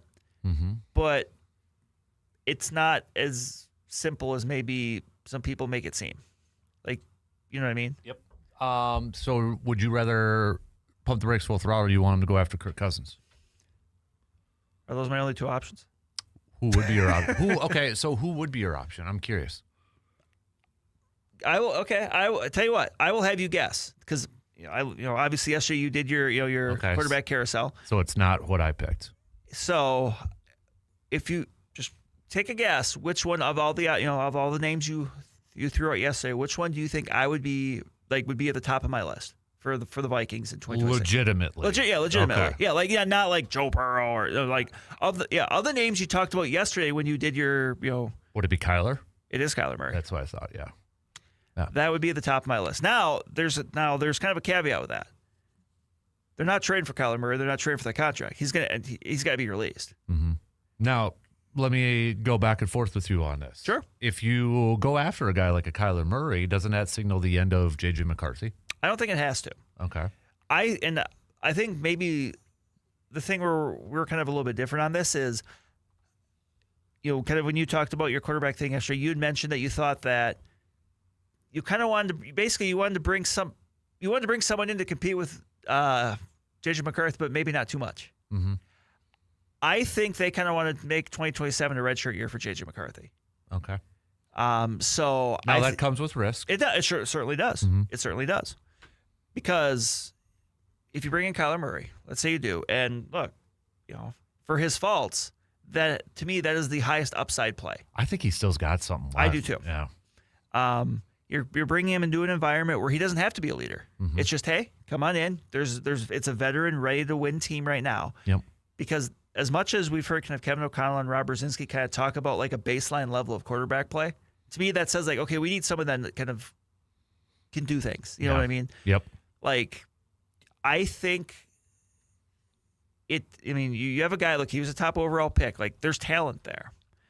Like, and I don't think people talk enough about how much of a dumpster fire the Arizona Cardinals are as a franchise. Mm-hmm. Yeah. Like, the ownership, and you go back to like when Steve Keim was there and all the stuff with him. Like, it's just like, I'm not saying Kyler doesn't come with his own risk, because he certainly does. Mm-hmm. And he's not a perfect fit for Kevin O'Connell. But I think, and if I'm Kyler Murray and I'm a free agent, look at the last two quarterbacks who went to Minnesota and then left. Sam Darnold, Kirk Cousins. How much money did they make? A lot. A lot. So yeah, you could go to the Jets and probably get paid more money right away. But your career might be done after that. Mm-hmm. Or you could go to Minnesota for a year or two. I mean, I don't know, but like, and then let's put it this way: if he goes to Minnesota, he has a really good next year. Maybe Minnesota doesn't do the Sam Darnold thing again. Maybe they just say, you know what, Sorry, JJ. Right. But I think they want to give JJ McCarthy that development year Okay. because he's never had it. As a rookie, he was he injured, hasn't. so he didn't have it last year, and it was a miscalculation on their behalf. They thought he was much more ready than he was. And remember, he's still only like 22, 23. Right. He could sit next year, whoever they bring in, develop, and if they like what they see and they go back to him, that is the same age that Michael Penix and Bo Nix were when they entered the NFL. That is interesting too. So let me ask you this: do you think Kevin O'Connell wanted to draft JJ McCarthy? I think he was fine. Whose decision do you think it ultimately was to? I still think it was everyone involved. I'm not gonna just say, oh, that was Quasi. Like, if you're the head coach of a football team, you have a say in who your quarterback is. Right. Especially if you're the offensive minded guy of it. Right. Yeah. When you're supposedly the quarterback whisperer. Right. No, I realize that, since Quasi Mensa got fired, and especially there were some of the message. Yeah, I think in some ways he's been the scapegoat. Like, he was far from perfect with what he did, but there was, it was immediately the day that it came out, you had reports from, inside the team kind of coming out about, oh, well, he, basically saying, oh, these are the things he didn't do right. Or he wasn't a great drafter, but, it's like the thing that I kind of wonder about when it came to kind of questioning Kwesi Mensa's drafting was, a lot of the scouts that are with the Vikings were there before he got there. They were guys that were brought in by Rick Spielman. So unless Kwesi Mensa was completely ignoring his scouts, who is he going to ask about these prospects? The scouts who were still there.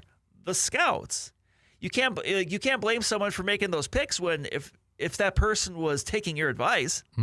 So I'm just kind of curious. That's a great point. Because those are guys that have been there for, I said, going back to Rick Spielman. Yeah. So that was just curious to me. But whenever you have a situation like this where someone gets fired, you're always going to have people kind of coming out and saying, "Well, it wasn't me. It wasn't us. Oh, right. It wasn't us." That's just going to happen. Right. So I'm very curious now how the draft looks this year for the Vikings.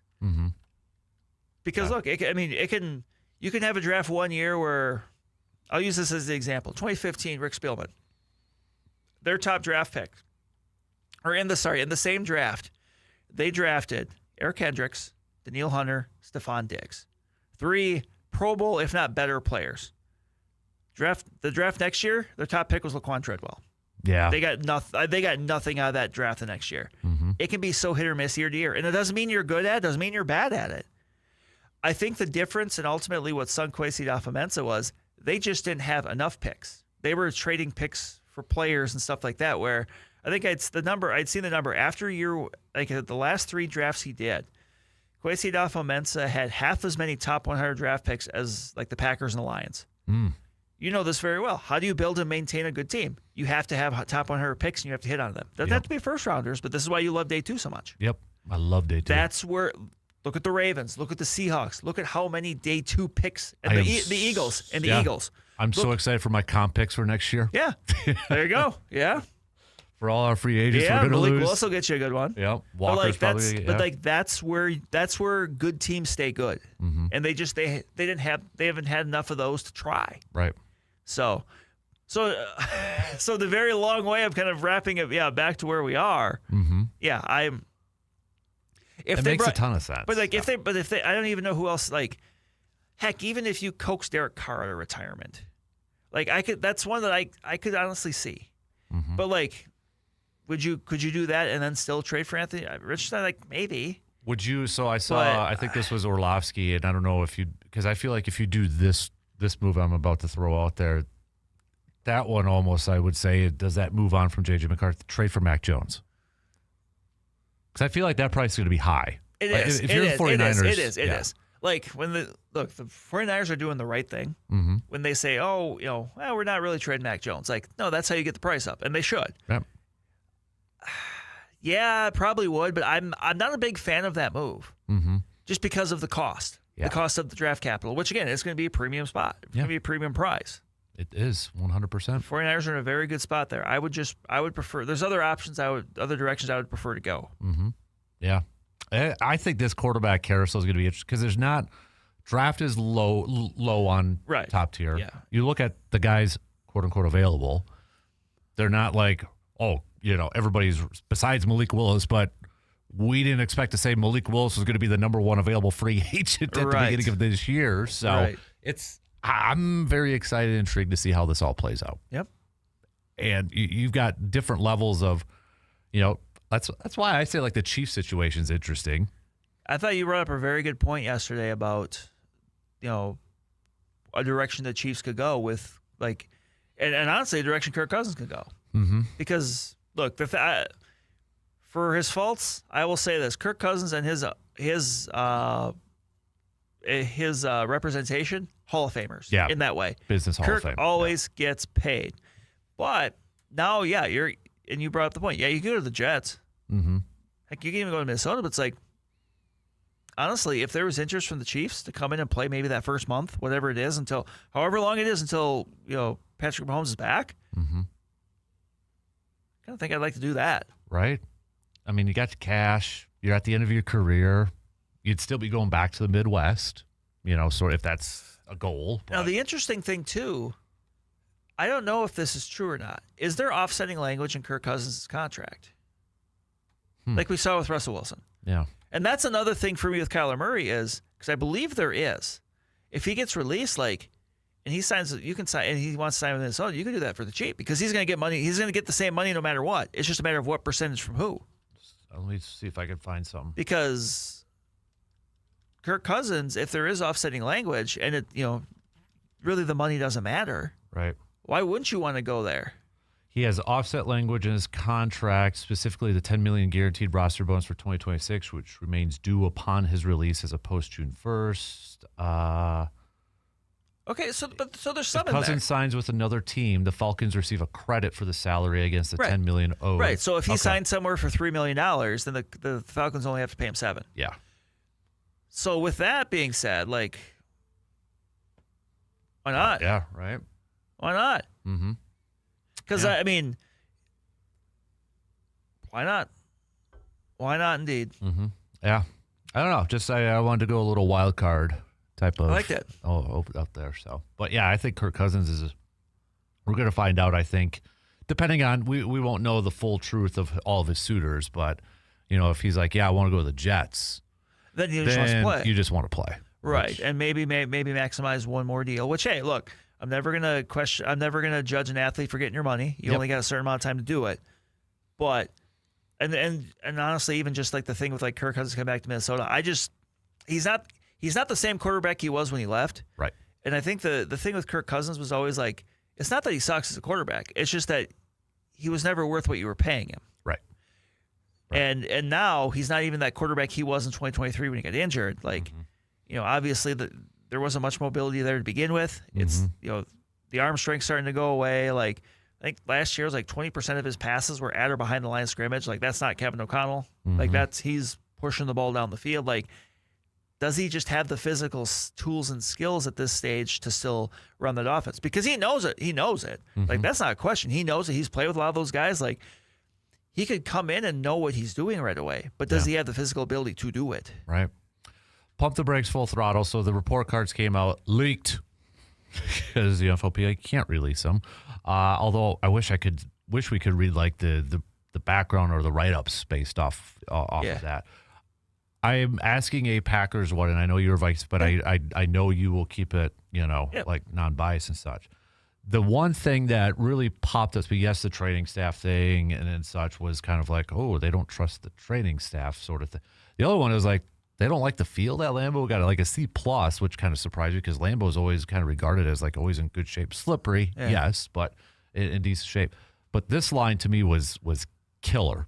This was according to Aaron Nagler, who a source told him said, head coach Matt LaFleur dropped a full letter grade this season and ranks second to last in the league in respect for players.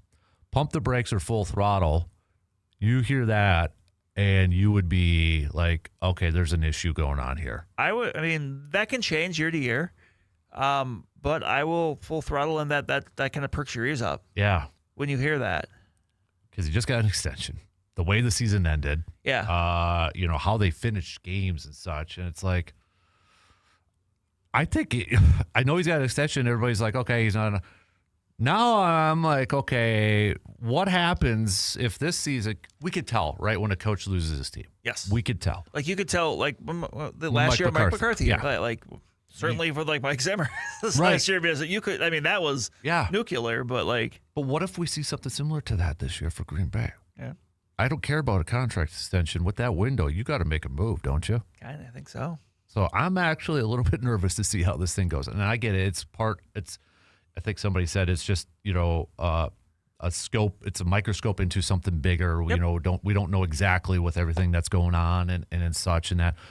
But hey, if I'm the Packers, if I'm Ed Policy, if I'm Goody, if I'm Matt LaFleur, publicly you can brush these aside. Privately, you better be taking this stuff seriously. Well, and that's the thing. Like, I understand. Like, obviously, the reason that's not out there now is because certain owners were whiny about it. Which he got a B+, by the way. Yeah. Woody Johnson did for ownership grade. Maybe but like, Where the Rooney's got an F. yeah, like the D-. Yeah, the big thing, like, at least use it as a chance to have a little self-reflection and say, Yes. okay, what's going on here? How can we fix this? Yes. I know egos are in play all the time, but I think for this one, for something like this, it may be hard. Put the ego to the side and kind of say, as if I'm Matt LaFleur, I'm like, okay, so whatever I was doing last year, something was off. Whether maybe it was a couple dudes that just, kind of rated poorly. Still, I don't care if it was one or two and the majority still. Take a look at yourself. Take a look at what the process was like last year. How do we get better? How do I get better with our trading, staff? What the whole organization has to take them seriously. These are your players doing this poll. This isn't, fans or anything like that. Yeah, these are the players that are determining whether you are going to win games or not. Take them seriously. I would. So it was a little to drop 14 spots. Also, and this isn't, I believe this was a thing for the Packers, but it's not just the Packers. I'm bringing this up. I'm still surprised that there are teams that do not have childcare for their players. Yeah. And that's turned into a debate amongst fans on social media. It's turned into, well, they can afford it and all that sort of stuff. And then it's like, but that's not the issue. So I don't even, Yeah. I will say this as a parent. I would love free childcare. Well, yeah. Like, how many of you out there that are parents, like, if you worked a high-profile job, like... And I'll be honest here, too. I would imagine childcare is probably harder to find on a Sunday. Fair, yeah. Like, these are during games when they're saying childcare. Yeah. So that's where I think they have a point. It's like, what childcare service is open on a Sunday afternoon sort of thing. But I would think that if you reached out there a little bit, you would find some, especially if you knew, like, hey, you're going to be working with the Packers, like, you would find people that would do it. Yeah, I would imagine so. But pump the brakes, full throttle. You agree with the poll that we had earlier in the week, Brandon, that Quinn Priester will lead the Brewers in wins as starting pitcher? I mean, he barely lost last year, but I'll go full throttle because Woodruff. Look, at this point we're still unsure. Just injury wise, like, they're taking their time with him, and that's fine. But the last few years say, like, it might be a little hard to depend on him. Yeah, we just don't know. Yeah, and then Mizorowski, just the erraticness and the nature of it, but also there still might be a little bit more of an innings cap there. We don't know. Mm-hmm. And then we just don't know who else is in the rotation. Right. So to me, it's the safest choice. Mm-hmm. So for now, I'll go full throttle on it. I go full throttle on it too. And to follow up that one, pump the brakes, full throttle. Could you see a scenario where the leading pitcher is maybe barely over double digits? Could be because of all the different options. It could be a whole Johnny Holstaff scenario where you've got 7, 8 players that have logged 10, 15 starts. Mm-hmm. Obviously some more than that, but like that could happen. Right. That's where I kind of feel like it is going to be something like that. So honestly, it might be hard for a Brewer starter to make the All-Star game. Yeah. Yeah. Because that is such a numbers thing. Very true. Pump the brakes, full throttle. I feel like this is going to be a weekly question now for you. You're feeling better about the Bucs making the playoffs now, the way they're playing 8-2 in their last 10. The Brandon, the Bergometer. The Bergometer. Like, there we go. Yeah. I like that. Look, I mean, a little bit better than maybe last week. Any concern with Giannis coming back in the lineup that they lose that mojo?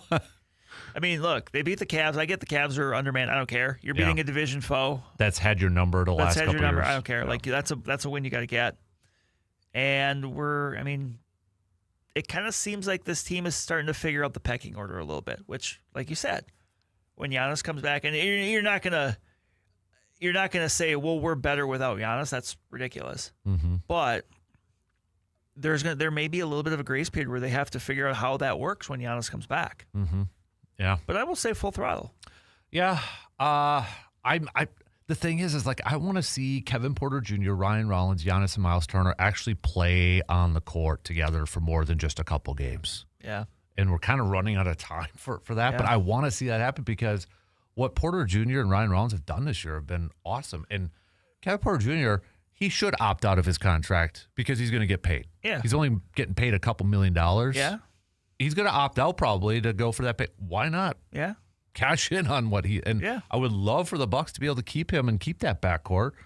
I mean, I think it's fair to cross everybody's mind too. It's like, how different is it going to be with Giannis? It's going to be different. It is. It's now you got to find that balance of okay, guys are going to lose minutes, guys are going to lose some points with Giannis You're coming going to lose in. touches because obviously, look, when you have Giannis, it runs through Giannis. Yeah, and then the final pump the brakes full throttle because we got to take a break. But pump the brakes full throttle is the evidence showing that this team is playing better just because they don't have to talk about Giannis getting traded anymore. I mean, I'll go full throttle because right now all we have is looking at what they've done since the trade deadline. Yeah. Which they've been good. Yeah, and nobody's talking about it anymore. Right? Yeah. And the players aren't even being asked about it. And the other part is, too, Giannis isn't talking, saying, yeah, we're playing selfish basketball, we're doing this and that. It's like everybody just like is relaxed. Yeah. And it's like, man, we've just done this earlier.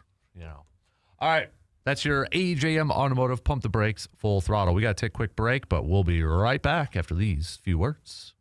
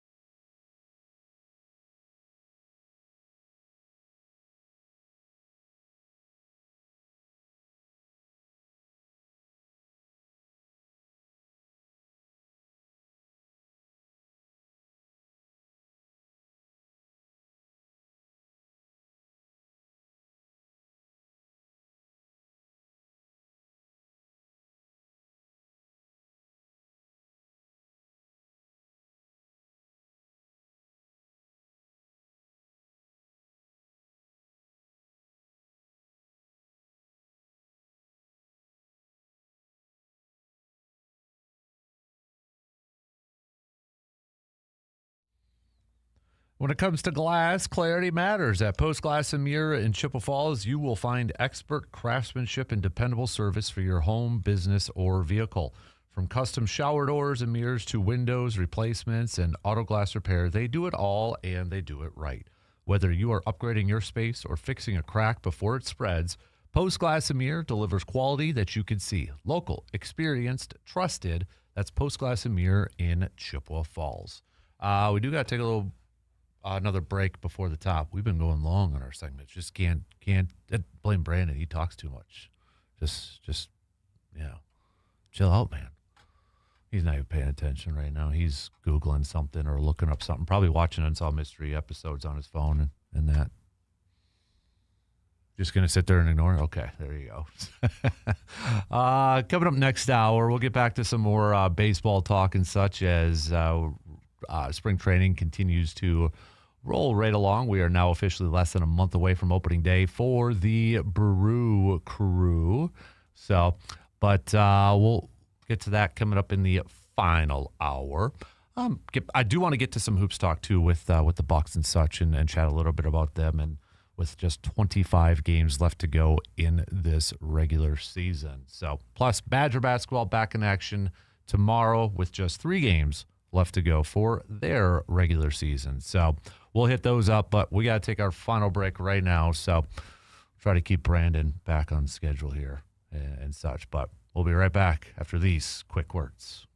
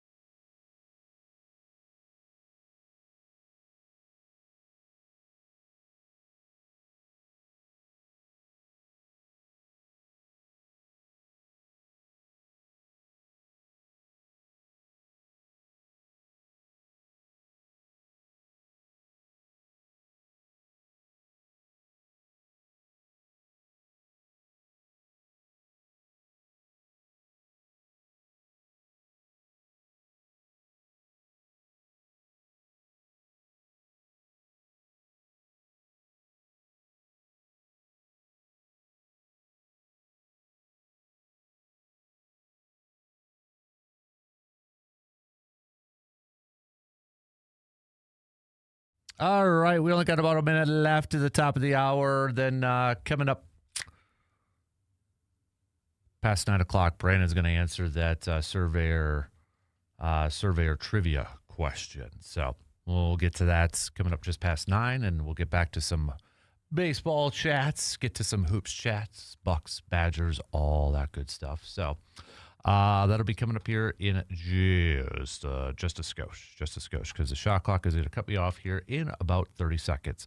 Again, don't forget you can pre-register, pre-sign up right now for our bracket challenge. That is at our website, sportstalk1051.com. Just click on the Fan Cave tab and scroll all the way down to the bottom, and you will be able to see that, so you can sign in, or I should say register. And obviously can't make picks yet because the brackets aren't out, but at least you'll be ready to go when the brackets are released 2 weeks from this Sunday. 2 weeks from this Sunday is Selection Sunday already. So, all right, third quarter in the books. We got one more to go before we're wrapping up for the weekend. News updates. We'll be right back.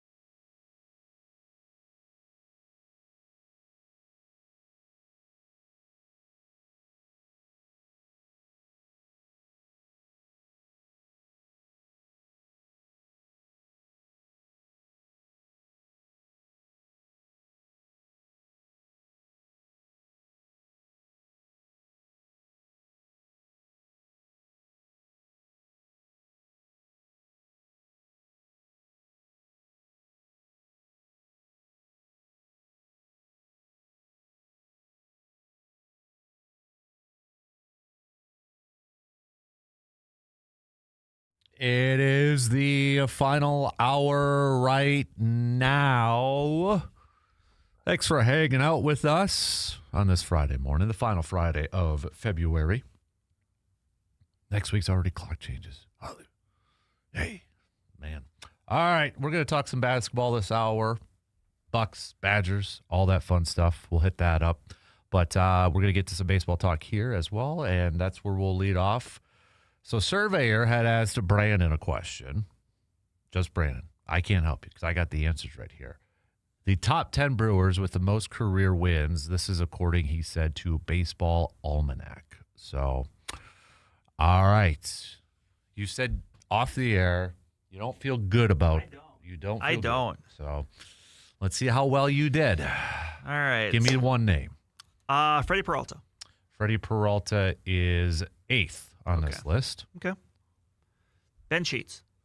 Ben Sheets is 6th on this list. Mike Caldwell. Mike Caldwell is 2nd on this list. Doug Davis. I hope somebody that I know right now is listening because he has a Doug Davis story. Doug Davis is not on this list. See, this is Ricky Bonus. Ricky, no. Yeah. Pete Ladd. No. Yeah, see, I'm not, this is not going to go well for me. Giovanni Gallardo. Yes, 5th. I was going to say I would think so. Brandon Woodruff. No. Okay. Yeah, see, this is honestly, this is kind of the embarrassing thing because I don't have number 1. Right? You do not. And I don't think number 1 is either of the guys I have left to guess. There's one player I'm surprised you haven't guessed yet. Okay. I didn't have him initially on this list, but I'm going to anyway. I'm going to say Corbin Burns. No. I didn't think so, yeah. I didn't think, yeah. So I got one left. Yep. For my last one, I'm going to go Cal Eldred. No. Okay, see, I did terrible. Yeah. So I'll go from bottom up. Okay. So number 10 at 65 is Bill Travers. Okay. Billy Travers, yeah. Number 9, Chris Bosio at 67. That's the name I couldn't think of. Chris Bosio. Yep. Off air, I'm like, there's a guy I can't think of his name. It was Chris Bosio. 8 was Freddie Peralta at 70.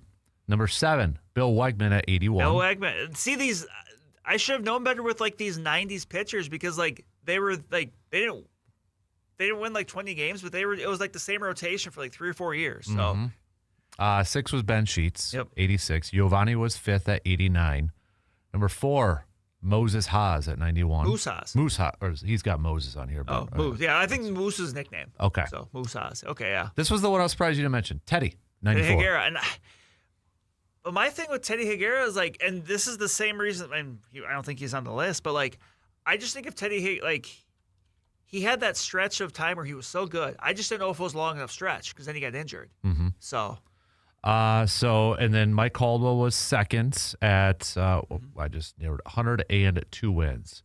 So this individual, I'll try to give you a hint now. Okay. He's got the most at 117 wins. Okay. Okay.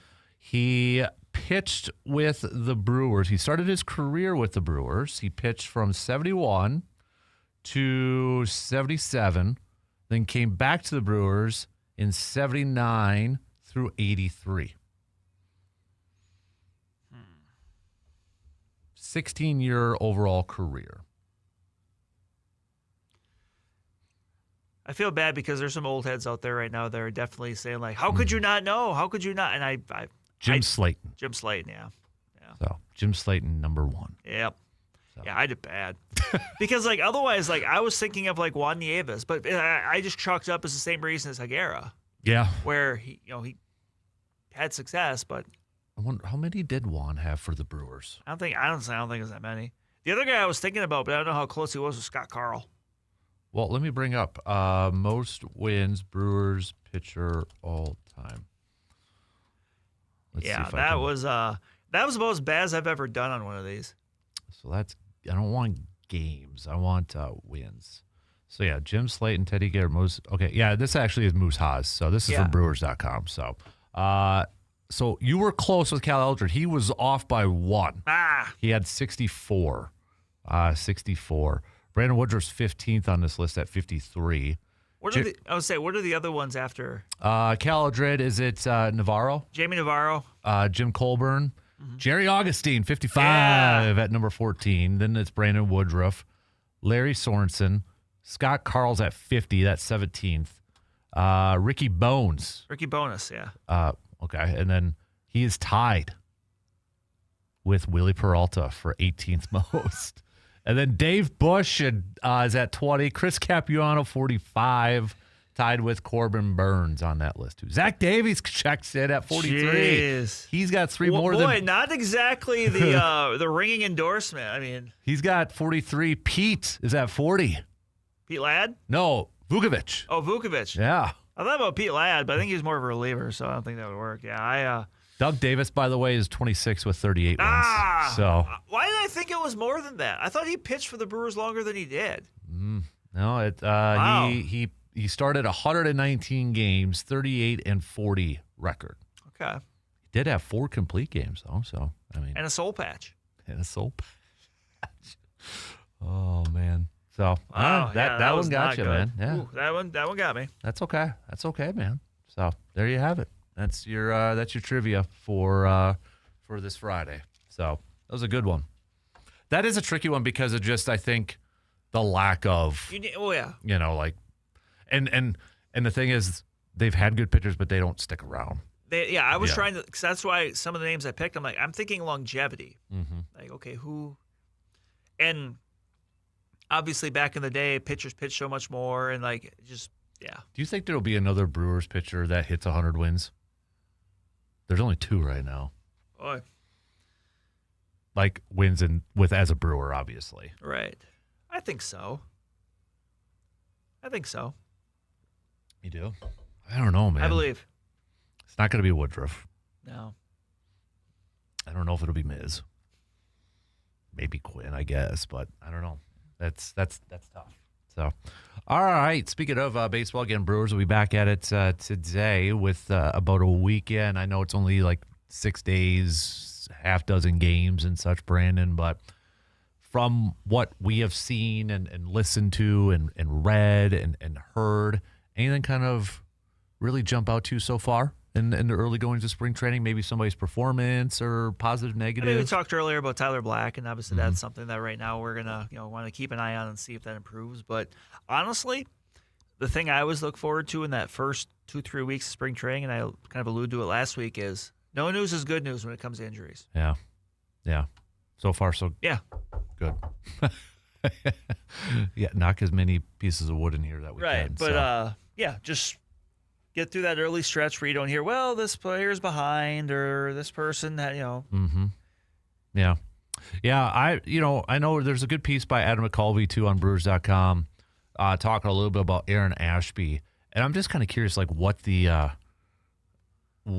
his role is going to be this year. Is it just going to be all over the place where he could be an opener, he could be a late game type of guy, middle opener 4 times a week? right? Yeah, right. I mean, because he probably wants to be a starter, I would still imagine, right? I mean, that's a goal for a lot of these pitchers. They still want to be starters and that. But is it that far out of the realm? 1 week we could see him as an opener. The next week he could be coming in the 7th. And then the following week he comes in like the 5th for a couple innings and such. He's just that kind of versatile. I think so. I still think ultimately his best spot is as a reliever.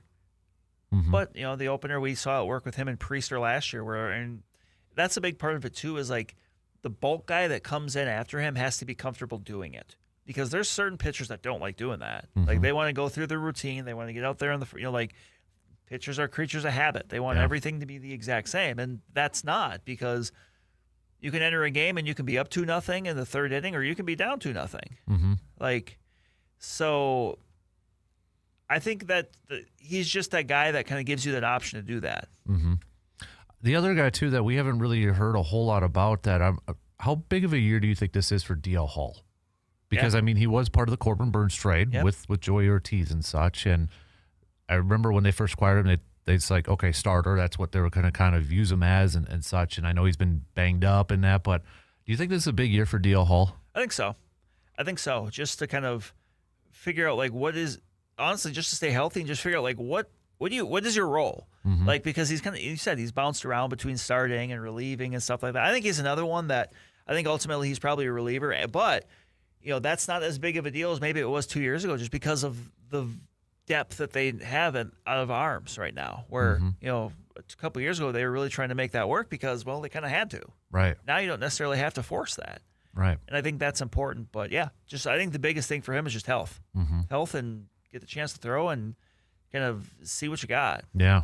Yeah. I know we've talked about it off and on, but you go to that depth chart, you go to that roster, that 40-man roster, and you're like, man, who's pitching where? What role is this guy going to have? There's not a lot of fat on the roster. No. Where you're looking at it and saying, oh, if they need to cut somebody, they could be that guy. And that's why you kind of, I think, was it last week or 2 weeks ago, how many jobs are actually open?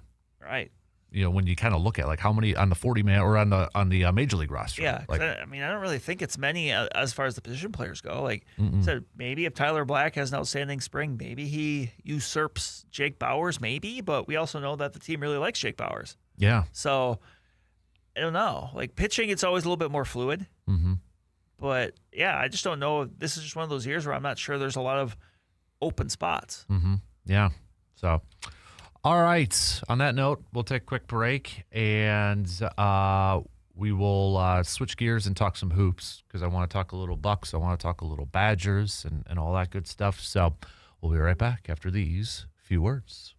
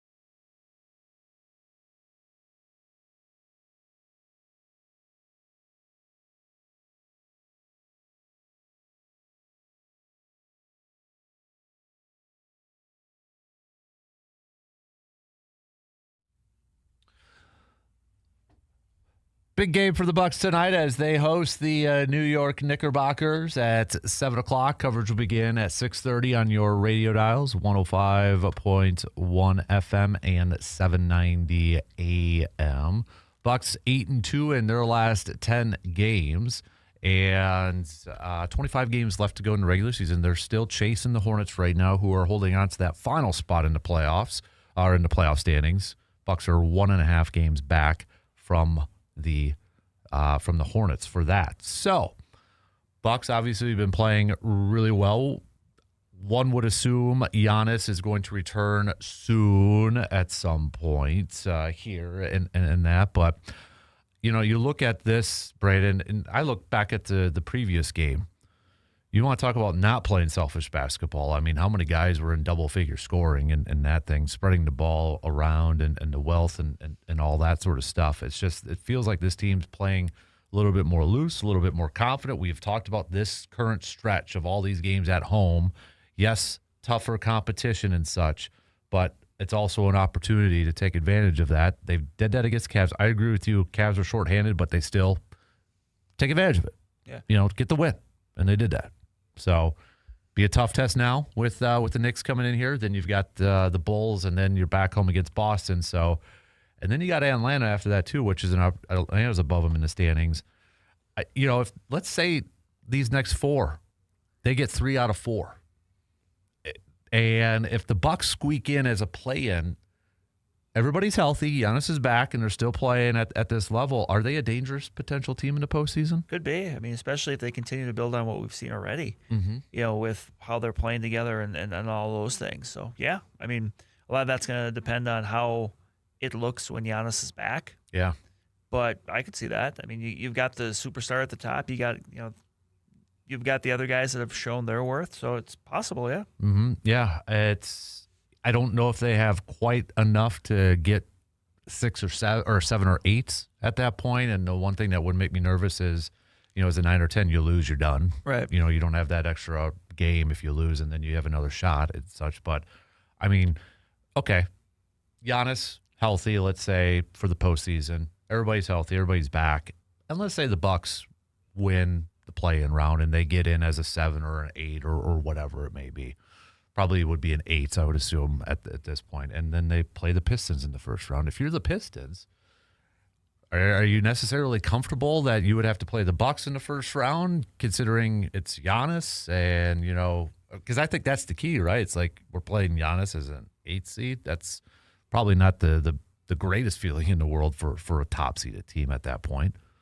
Yeah, you're probably not, but I mean, that's just kind of the nature of the beast. And obviously, if they end up with the 1 seed, they're a pretty darn good team themselves. So it's just kind of one of those things you probably just roll your eyes and you go with. You're just like, well, okay, well, here we are. I look at that Eastern Conference and I don't know if this is the right word to use, underwhelming. And maybe it's just because we're not getting enough credit, or I'm not giving enough credit to the Pistons, and they're young, talented team and such. Boston's the wild card for me if Tatum comes back. Right. And they're playing far above expectations I think a lot of people had for this year. Mm-hmm. So they're doing a fantastic job. Cleveland's a little bit down. Orlando's not playing as well as I think people expected after their offseason moves and such. So I mean, I would say it's. I mean, I don't know if wide open's the right word, but there's not that one established threat. Mm-hmm. Yeah, and maybe part of it too is you look at the Western Conference and maybe it's kind of just like top heavy, sort of thing, where you've got OKC, you throw a San Antonio in there, and the Lakers and such. It's like maybe more established players. Yes, if that kind of makes sense, right? So, and it's not to say that like Pistons can't go and win or anything like that. It's just I feel like that one is a little bit more unpredictable at this point in time. So, Badger-wise, how bad was that Oregon loss in terms of confidence, in terms of... Terrible, awful, horrible, no good, very bad. Yeah. It's one of those things where, on the one, I'm going to separate these things because because I'm absolutely not going to use this as any sort of scapegoat, because I mean the Badgers they just played like trash on Wednesday night. But I don't know. I'm very irritated that there's a Big Ten game on in the middle of the weekend at 10 o'clock. I mean, for them, like 11 o'clock if you're on the East Coast, like that's just it. To me, that's just irritating. But that's completely different from everything else with the team because one, I mean, that was the perfect example of over the last several years what the Badgers look like when they are at their worst. Yeah. Offensively, they were just stagnant around the three-point line, just content to chuck up, was it 45, something 45, like that? yeah. 45 three-pointers. Like, there was no real effort made to try to, get any post touches and work off that. Like, I'm not saying this has to be the old days of get a guy in the post and, do a drop step and finish at the rim all the time. But you have to work off it. Like, that, you get so many better looks from three when you work inside out, and that's the way with the Badgers, too. Like, it just... defensively, it just seemed lax. Like, it looked like a team that thought they were going to win just because they showed up. Yeah. And I don't think that's how they felt, but that's how it looked. So, I mean, that's a terrible loss. There's no way around it. They got outclassed by arguably the worst team in the conference. Yeah. And don't hold back, Brad. But you're right. I mean, I completely agree with you. I was a little surprised to hear that Washington's a quad one game coming up here too, which, okay, there's an opportunity to add another quad one win to that table. I mean, I guess when we've said the Badgers are the type of team that can beat anybody and lose to everybody, we weren't lying. No. Unfortunately, we had that theory proven. Yeah. Joe Lenardi's bracketology was updated this morning, just actually about an hour ago. So because I'm kind of curious to where that Wisconsin game kind of moved them. And the Badgers now just have little stinky lines next to them. Yeah. Still as a 7. It's not red like going down or anything like that. So maybe just kind of like solidified as a 7 at this point. They would take on Missouri. Maybe chops off a little bit of their ceiling. Yeah. That's probably a good way to put it because it was probably between 6 and 7 for a lot of the bracketologies out there. And okay. Let's say they beat Purdue. Let's say they take care of Washington, which, okay. What if? It's a big if now. First things first. Yeah. Washington, hopefully. Maryland, hopefully. You get to Purdue. Maybe you get a win against there. Maybe you get a win in the conference tournament and such. Then maybe you could get to a 6. But I feel like now, earlier in the week or late last week, the ceiling was maybe 5. Now I think the ceiling's 6. I think so. Yeah, and it's just – but again, it's like, okay, let's say they are a 7. And let's say they face Iowa State if we use this bracket. Is Iowa State going to be like – because Wisconsin could beat Iowa State, I feel like. You know, they could. Yeah, they're that team that's going to make or break a bunch of people's brackets. Because some people will probably pick them to go to the Elite Eight because, hey, look at the teams they've beaten. Yeah. And then some other teams will pick them to lose because, well, look at the Oregon loss. Look at the style of play where sometimes it just doesn't work. That's like, I'll be honest right now, depending on what the matchups are and such, and maybe not even depending on the matchups, for just to play it safe, I might have Wisconsin just winning one game. But I wouldn't be surprised if they go to the Sweet 16 and such. So that's the frustrating and annoying part about this team. And it's a bit of common theme with this thing for the last few. Is that coaching? Is that just the players? Is that? I think it's all of it. Yeah. Like, I don't want to rag on Greg Gard just because last week we were praising him, and I think he's still a really, really good coach. But it's not great. I mean, I don't think Greg Gard was saying, hey, do not drive to the basket. Hey, absolutely shoot 46 threes or 45, whatever. Yeah, I think it was 45. Yeah, but at the same time, it's like, well, that's kind of the way they play. Like, it's not a surprise that in some of their big wins, they've hit a bunch of threes. Yeah, and their team is built to hit a bunch of threes. It's literally you're living or dying by the 3. Right. And it's just, I'm when it comes to tournament time, and if it's going to be cold, might be an early exit or a long game. And that's the thing, too, with that Oregon one. They had chances. Yeah. It wasn't up until like the last 5 minutes or so that Oregon really pulled away. Yeah. It's just, S poopy. Thank you. All right. We got to take a quick break. Plenty more to get to, though, in the final half hour. We'll be right back after these quick words.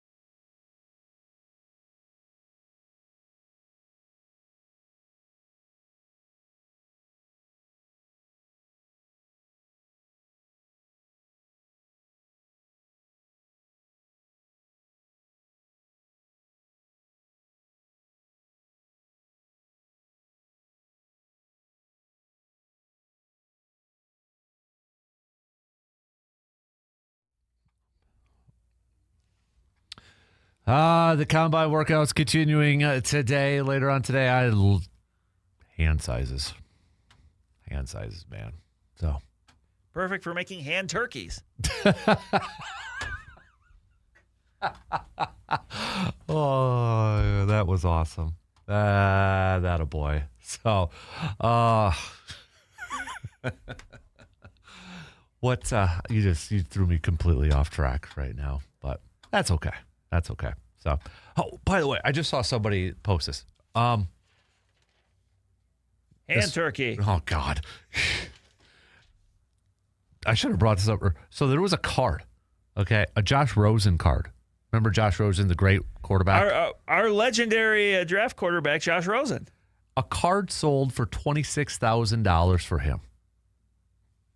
Did he buy it? I don't know. The Athletic just posted a piece. Here's why. Someone spent $26,000 on a Josh Rosen card. Here's why. It was sold through Fanatics Collect on February 21st. Kaboom, one of one, is now the most expensive Rosen card to sell at public auction. More than a 500% increase over the previous high of $5,000, which occurred back in 2019. But unlike the Jay Cutler collector that spent $12,000 for a card of the one-time Pro Bowler last August, this sale had little to do with Rosen and everything to do with chasing a set that many high-end collectors now view as one of the most important in ultra-modern era. Gotcha. Just think, I'm going to spend $26,000 on a Josh Rosen card so I could complete the set. Man. Yeah, that's 21 of so this collector's got 21 of the 25. Man, that's still pretty. That's a sweet looking set, but still. Man. That must be worth it. 12-time great Packer quarterbacks of all time, Jay Cutler. Always said they should have retired number 6 in Green Bay for Jay Cutler. So, collector goes by Benjamin B on Instagram. Benjamin Button? No. You should get back into collecting. I should. Baseball cards, dude. You should. I should. I'm starting to get, obviously Hudson does it. I kind of do it once in a while, but now I'm really getting the big itch. Really getting that big itch. I'm not ready to reveal what I just bid on last night. So I'm not jinxing anything. Is it what you showed me, or is it something else? This is a card. This is something you're truly not even telling me off the air because you don't want to jinx it? I might tell you off the air, but I'm not telling it out to people out there. So, because I feel like I got to have that one. Right? Everybody's got to have that one. Yep. And I don't know what that one is for me, but I think I know what it is. And it's your not Highlander card. Ooh, Highlander. There could be only one. There can only be one. Yeah. So what would be the one for you? I don't know. You know what really annoys me? I was at a shop the other day, and there was a card there, and I had it as a kid. Don't know what happened to it, and now I see the price of it. What was the price of it? It was $40, but it was one of those cards. You remember when we were kids? And they still make them, but they were bigger, I think, when we were kids. The cards in a plaque. Yeah. I had a Ken Griffey Jr. one. Mm-hmm. And just because, but he was blowing a bubble gum. I don't know what happened to that plaque. I saw that card sitting there for $40. I'm like, I probably paid $5 for it at Kmart in Medford, when it was in that plaque. And it's probably going to be worth more later on. And such, so, but I know it's but still, I don't care about. Yeah, it'd be cool to have a $20,000 card so I could flip around and sell it. You're not doing it to try to get rich. Yeah. If I ever got a card worth that much and it wasn't like a Packer or Shaq or Penny or something like that, I'd flip it and sell it. Yep. Sort of thing. So that's what I would do. If you ever had a Josh Rosen card, would you flip it? Just think, it probably wasn't that long, probably like 2 years ago. That card was probably just sitting in somebody's binder, thinking it's Josh Rosen. He stunk, so it's not worth anything. Yeah, until that set itself is very. I was looking at, and I mentioned this earlier in the week. Topps had revealed their top 75 baseball cards of all time, and there actually is an Eau Claire-ish connection outside the Hank Aaron ones. There's an Andy Pafko card. Really? On there, I'll bring Pride it of up. Boysville. Yeah.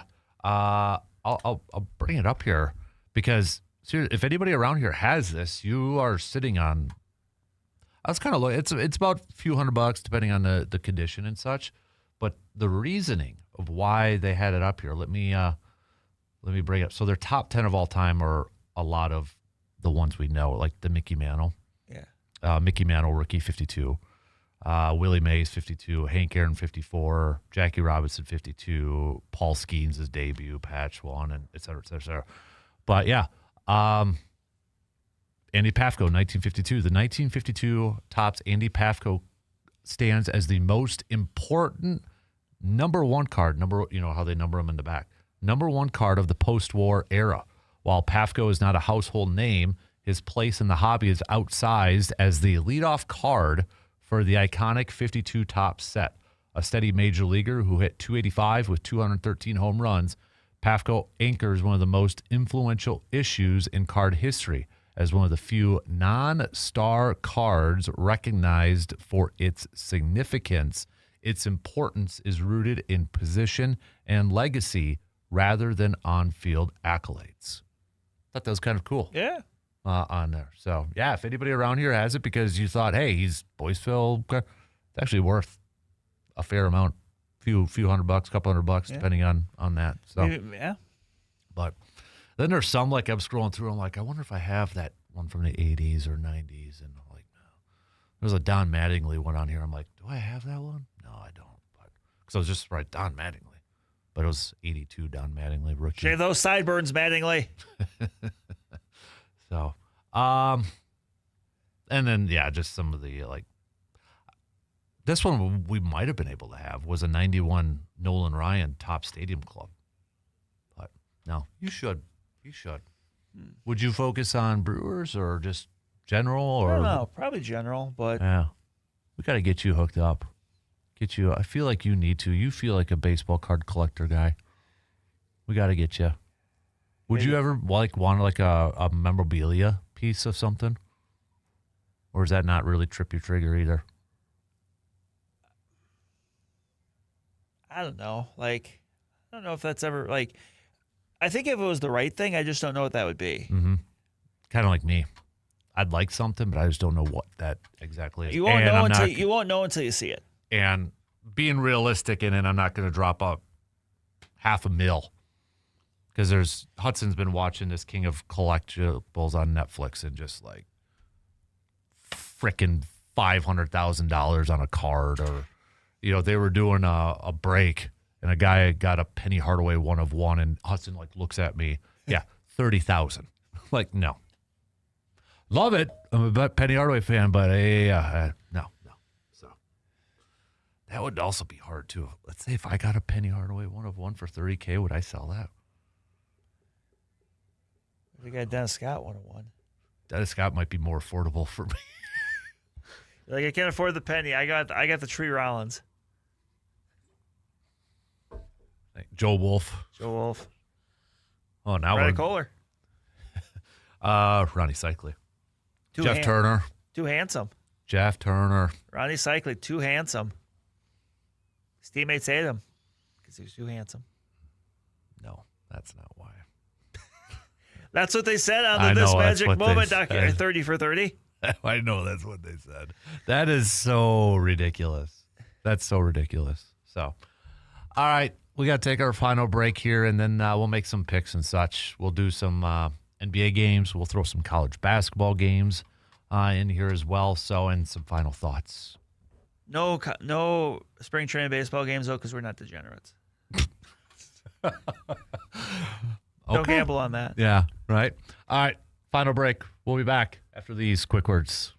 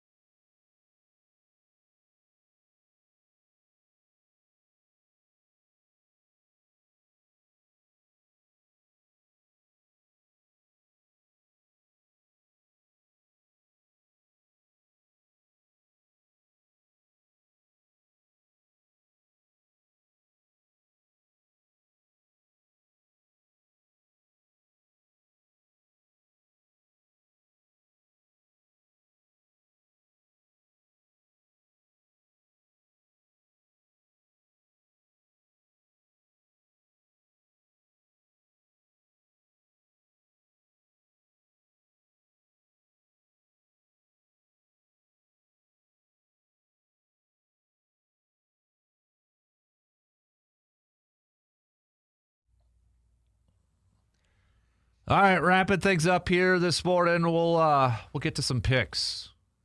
Let's start off in the NBA world before we get to college basketball and such. So, bringing up the NBA schedule, we got some actually decent games for tonight. Cleveland at Detroit's in a good one. Detroit's favored by 6.5. I'm going to go Detroit. I'll go Detroit too. How about Brooklyn at Boston? Boston. Memphis at Dallas. Dallas. Denver at OKC. Ooh, I'm going to go OKC. I'll go OKC. New York at Milwaukee. New York favored by 8.5. I'm going to go New York. I'm going to go with the Knicks too. Stop copying me. Well, I hope I'm wrong, but I don't think I'm going to be. So, well, I was last time, so I thought the Cavs were going to win too, regardless. But still, all right. Let's do. How about we'll do one basketball game on Sunday, and that's when the Bucks take on the Bulls. I'm going to go the Bucks in that one. I'll go Bucks with that too. So, let's go to the college basketball world, shall we? Let's focus on. Oh, we got a good one tonight. Michigan at Illinois. Yeah. Michigan is favored by 1.5. I'm going to go Michigan. Yeah, I'll go Michigan. Coming back and getting that win. Got a good slate. Usually we got a few good games on Saturdays at this point in time. Number 11, Virginia, which I think is quiet. Yeah. A very quiet, just outside top 10 team. But they're at Duke, where Duke is favored by 9.5. Ooh. I will go with Duke. I'll go with Duke, too. I'll say this for Virginia. Tony Bennett, by the way, going to be working with the Lakers, it sounds like, as a draft consultant. Interesting. Yeah. I probably was one of them that thought, okay, Tony Bennett's gone. Virginia's going to go back to being irrelevant. No, they've done a nice job. So, yeah, but I'm going to go with Duke in this one.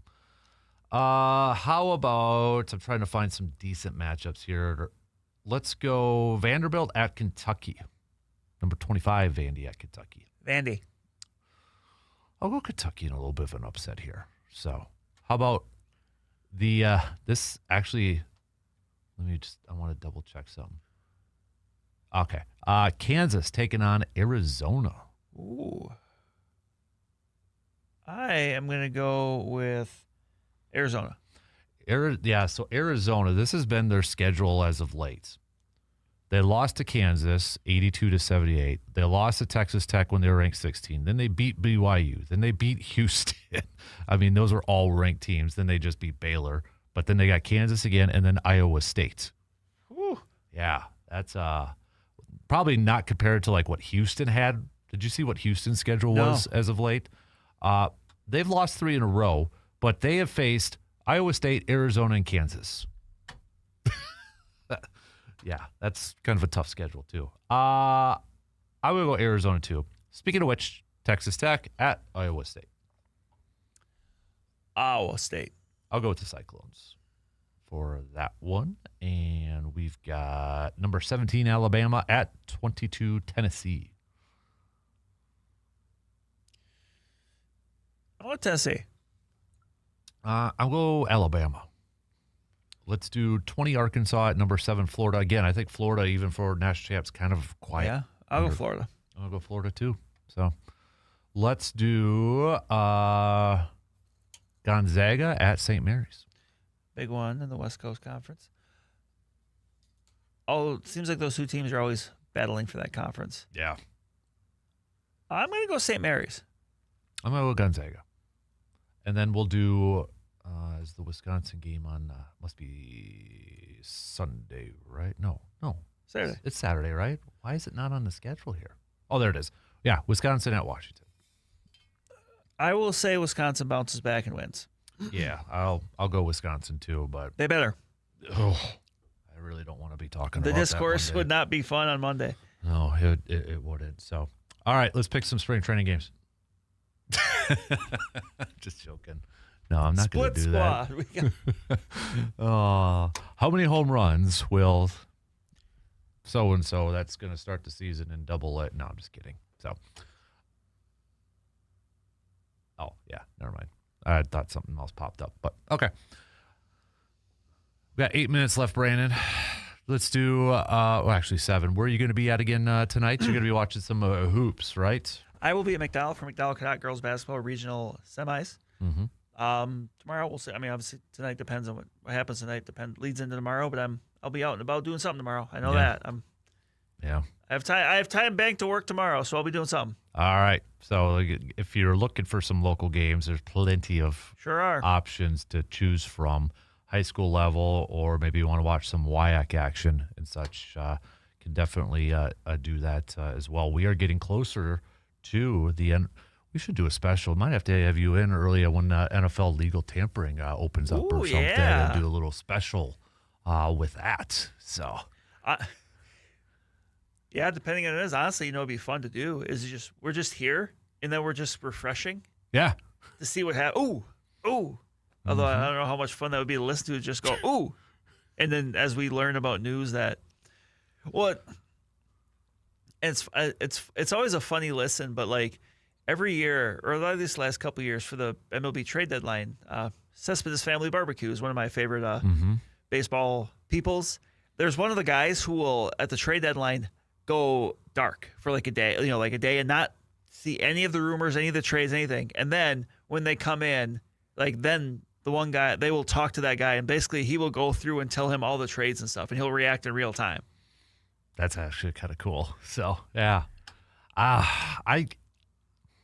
It's hard to believe that it's less than 2 weeks away. It is. The NFL loves it, though. Oh, yeah. Because there ain't no rest. So, remind me again, Viking salary cap? It's not a great spot. They're well over the cap, but there's a lot of things they can do to get back under. Okay. So there's a lot, but they're like 45 million over. So, but there's a lot that's deceptive because there's lots of things they can do with restructures and stuff to get back under. So they will. Well, and the reason I bring that up is Green Bay's in a similar spot because they're about $3-4 million over.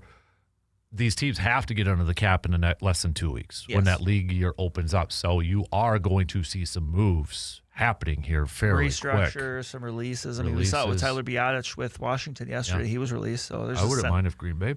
There's a center out into the wild. Mm-hmm. Looking at just bringing yours up in terms of maybe some salary cap relief on there.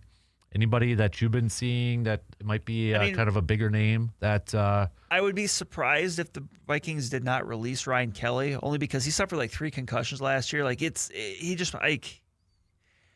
even if he played really well when he played, but I just don't know how just as a person you can or as a group of people that are an organization, after someone suffered 3 concussions last year, you can't put him back out there again. Right. Obviously that's on him. He needs to make that decision about what his future holds. But it's man, you can't have that on you if he comes back and then happens again. What about Jonathan Allen? Either Allen or Javon Hargrave. Sounds like might be Javon Hargrave. I think one of those two will probably be gone. It looks like Hargrave. You can get more space. So it'd probably be go the Hargrave route. There's gonna be some questions. Honestly, Aaron Jones. I think so. That was the next name I was gonna bring up. Obviously, Packer fans are very well aware. Nobody has a bad thing to say about it. It's just that the Vikings probably need to get a little bit more dynamic in their running back room. Jordan Mason's a good running back. He's just he's a sledgehammer. Yeah. You need a little bit more sizzle in that run game. And with some of the moves that Kevin O'Connell has made on that staff, most notably bringing in Frank Smith, who was kind of the right-hand man for Mike McDaniel in Miami. At the very least right now, it does sound like there may be more attention paid to wanting to cultivate a good run game. Mm-hmm. And I think you need a little bit more juice. And, unfortunately, Aaron Jones at this stage of the game, just doesn't provide that. Right. Yeah, and he's going to be 33, so and knowing the position that he plays. Right. I'm sure I don't think retirement's a thing. I think he might still try to give it one more go somewhere for another year, but right. Maybe a return to Green Bay as a backup. Who knows? But maybe. I don't know if that would be in the cards. But you never know. You never know. He might go down to Texas somewhere too, and that's maybe where he's from. Yeah. So, but yeah, just kind of looking at your roster here a little bit. Just looking at, but these moves are going to be happening here probably fast and furious in the next less than 2 weeks because they have to. It's like a week from Monday. Oh, that's it. I'm sure a lot of these people are talking at the combine, and then they get back from the combine, and that's probably next up. Mm-hmm. They've talked with some guys about re-signing. I'm sure they've laid a lot of that groundwork there. And Yep. Yeah, the legal tampering period begins on the 9th, which would be a week from this Monday. Ooh. So let it begin. Let's tamper legally. Let's tamper legally, baby. That's going to... Getting goosebumps thinking about it, man. I don't know how active either of our teams are actually going to be on the market. I know there's speculation that there are, but I don't think it'd be like big day one stuff. And honestly, like the Vikings did better when they were a little bit more frugal. Like 2024, the year they got Grenard, they got Jonathan, Andrew Van Ginkel, Andrew Van Ginkel, Blake Cashman, like all those guys were not top of the market guys. Mm-hmm. And then last year they had all the money. And look, guys like Jonathan Allen, Javon Hargrave, like they did bring some pass rush juice, like a Will Fries, but like you can certainly make the case that they overpaid. Mm-hmm. And that's going to be the case in free agency anyway. But like, so maybe it's kind of a good thing that they don't have as much money to play with because it kind of forces them to. And heck, even last year, like arguably their best free agent signing was Isaiah Rodgers, who was not a big money guy. Yep. Like, you almost have to maybe save them from themselves and say, look, you guys we got to be a little smarter about this. You can't just go out there and say, I want that, that, and that. Mm-hmm. Remember this for next Friday. Okay. For part of our picks, because I got to get this in. You and I each predict who's going to be the first one announced has agreed to terms. That could be a guy that's like $3 million per year. Oh yeah, like the one year wasn't it DeAndre Swift with the Bears? Yeah. Yep. That's a fun one. Yeah. So think about it. The first person to be announced by Schefter or Ian Rappaport or whatever. All right. That's going to do it for us. Have a fantastic weekend, everybody. Same place, same time, Monday morning, 6 a.m. Chat with you then.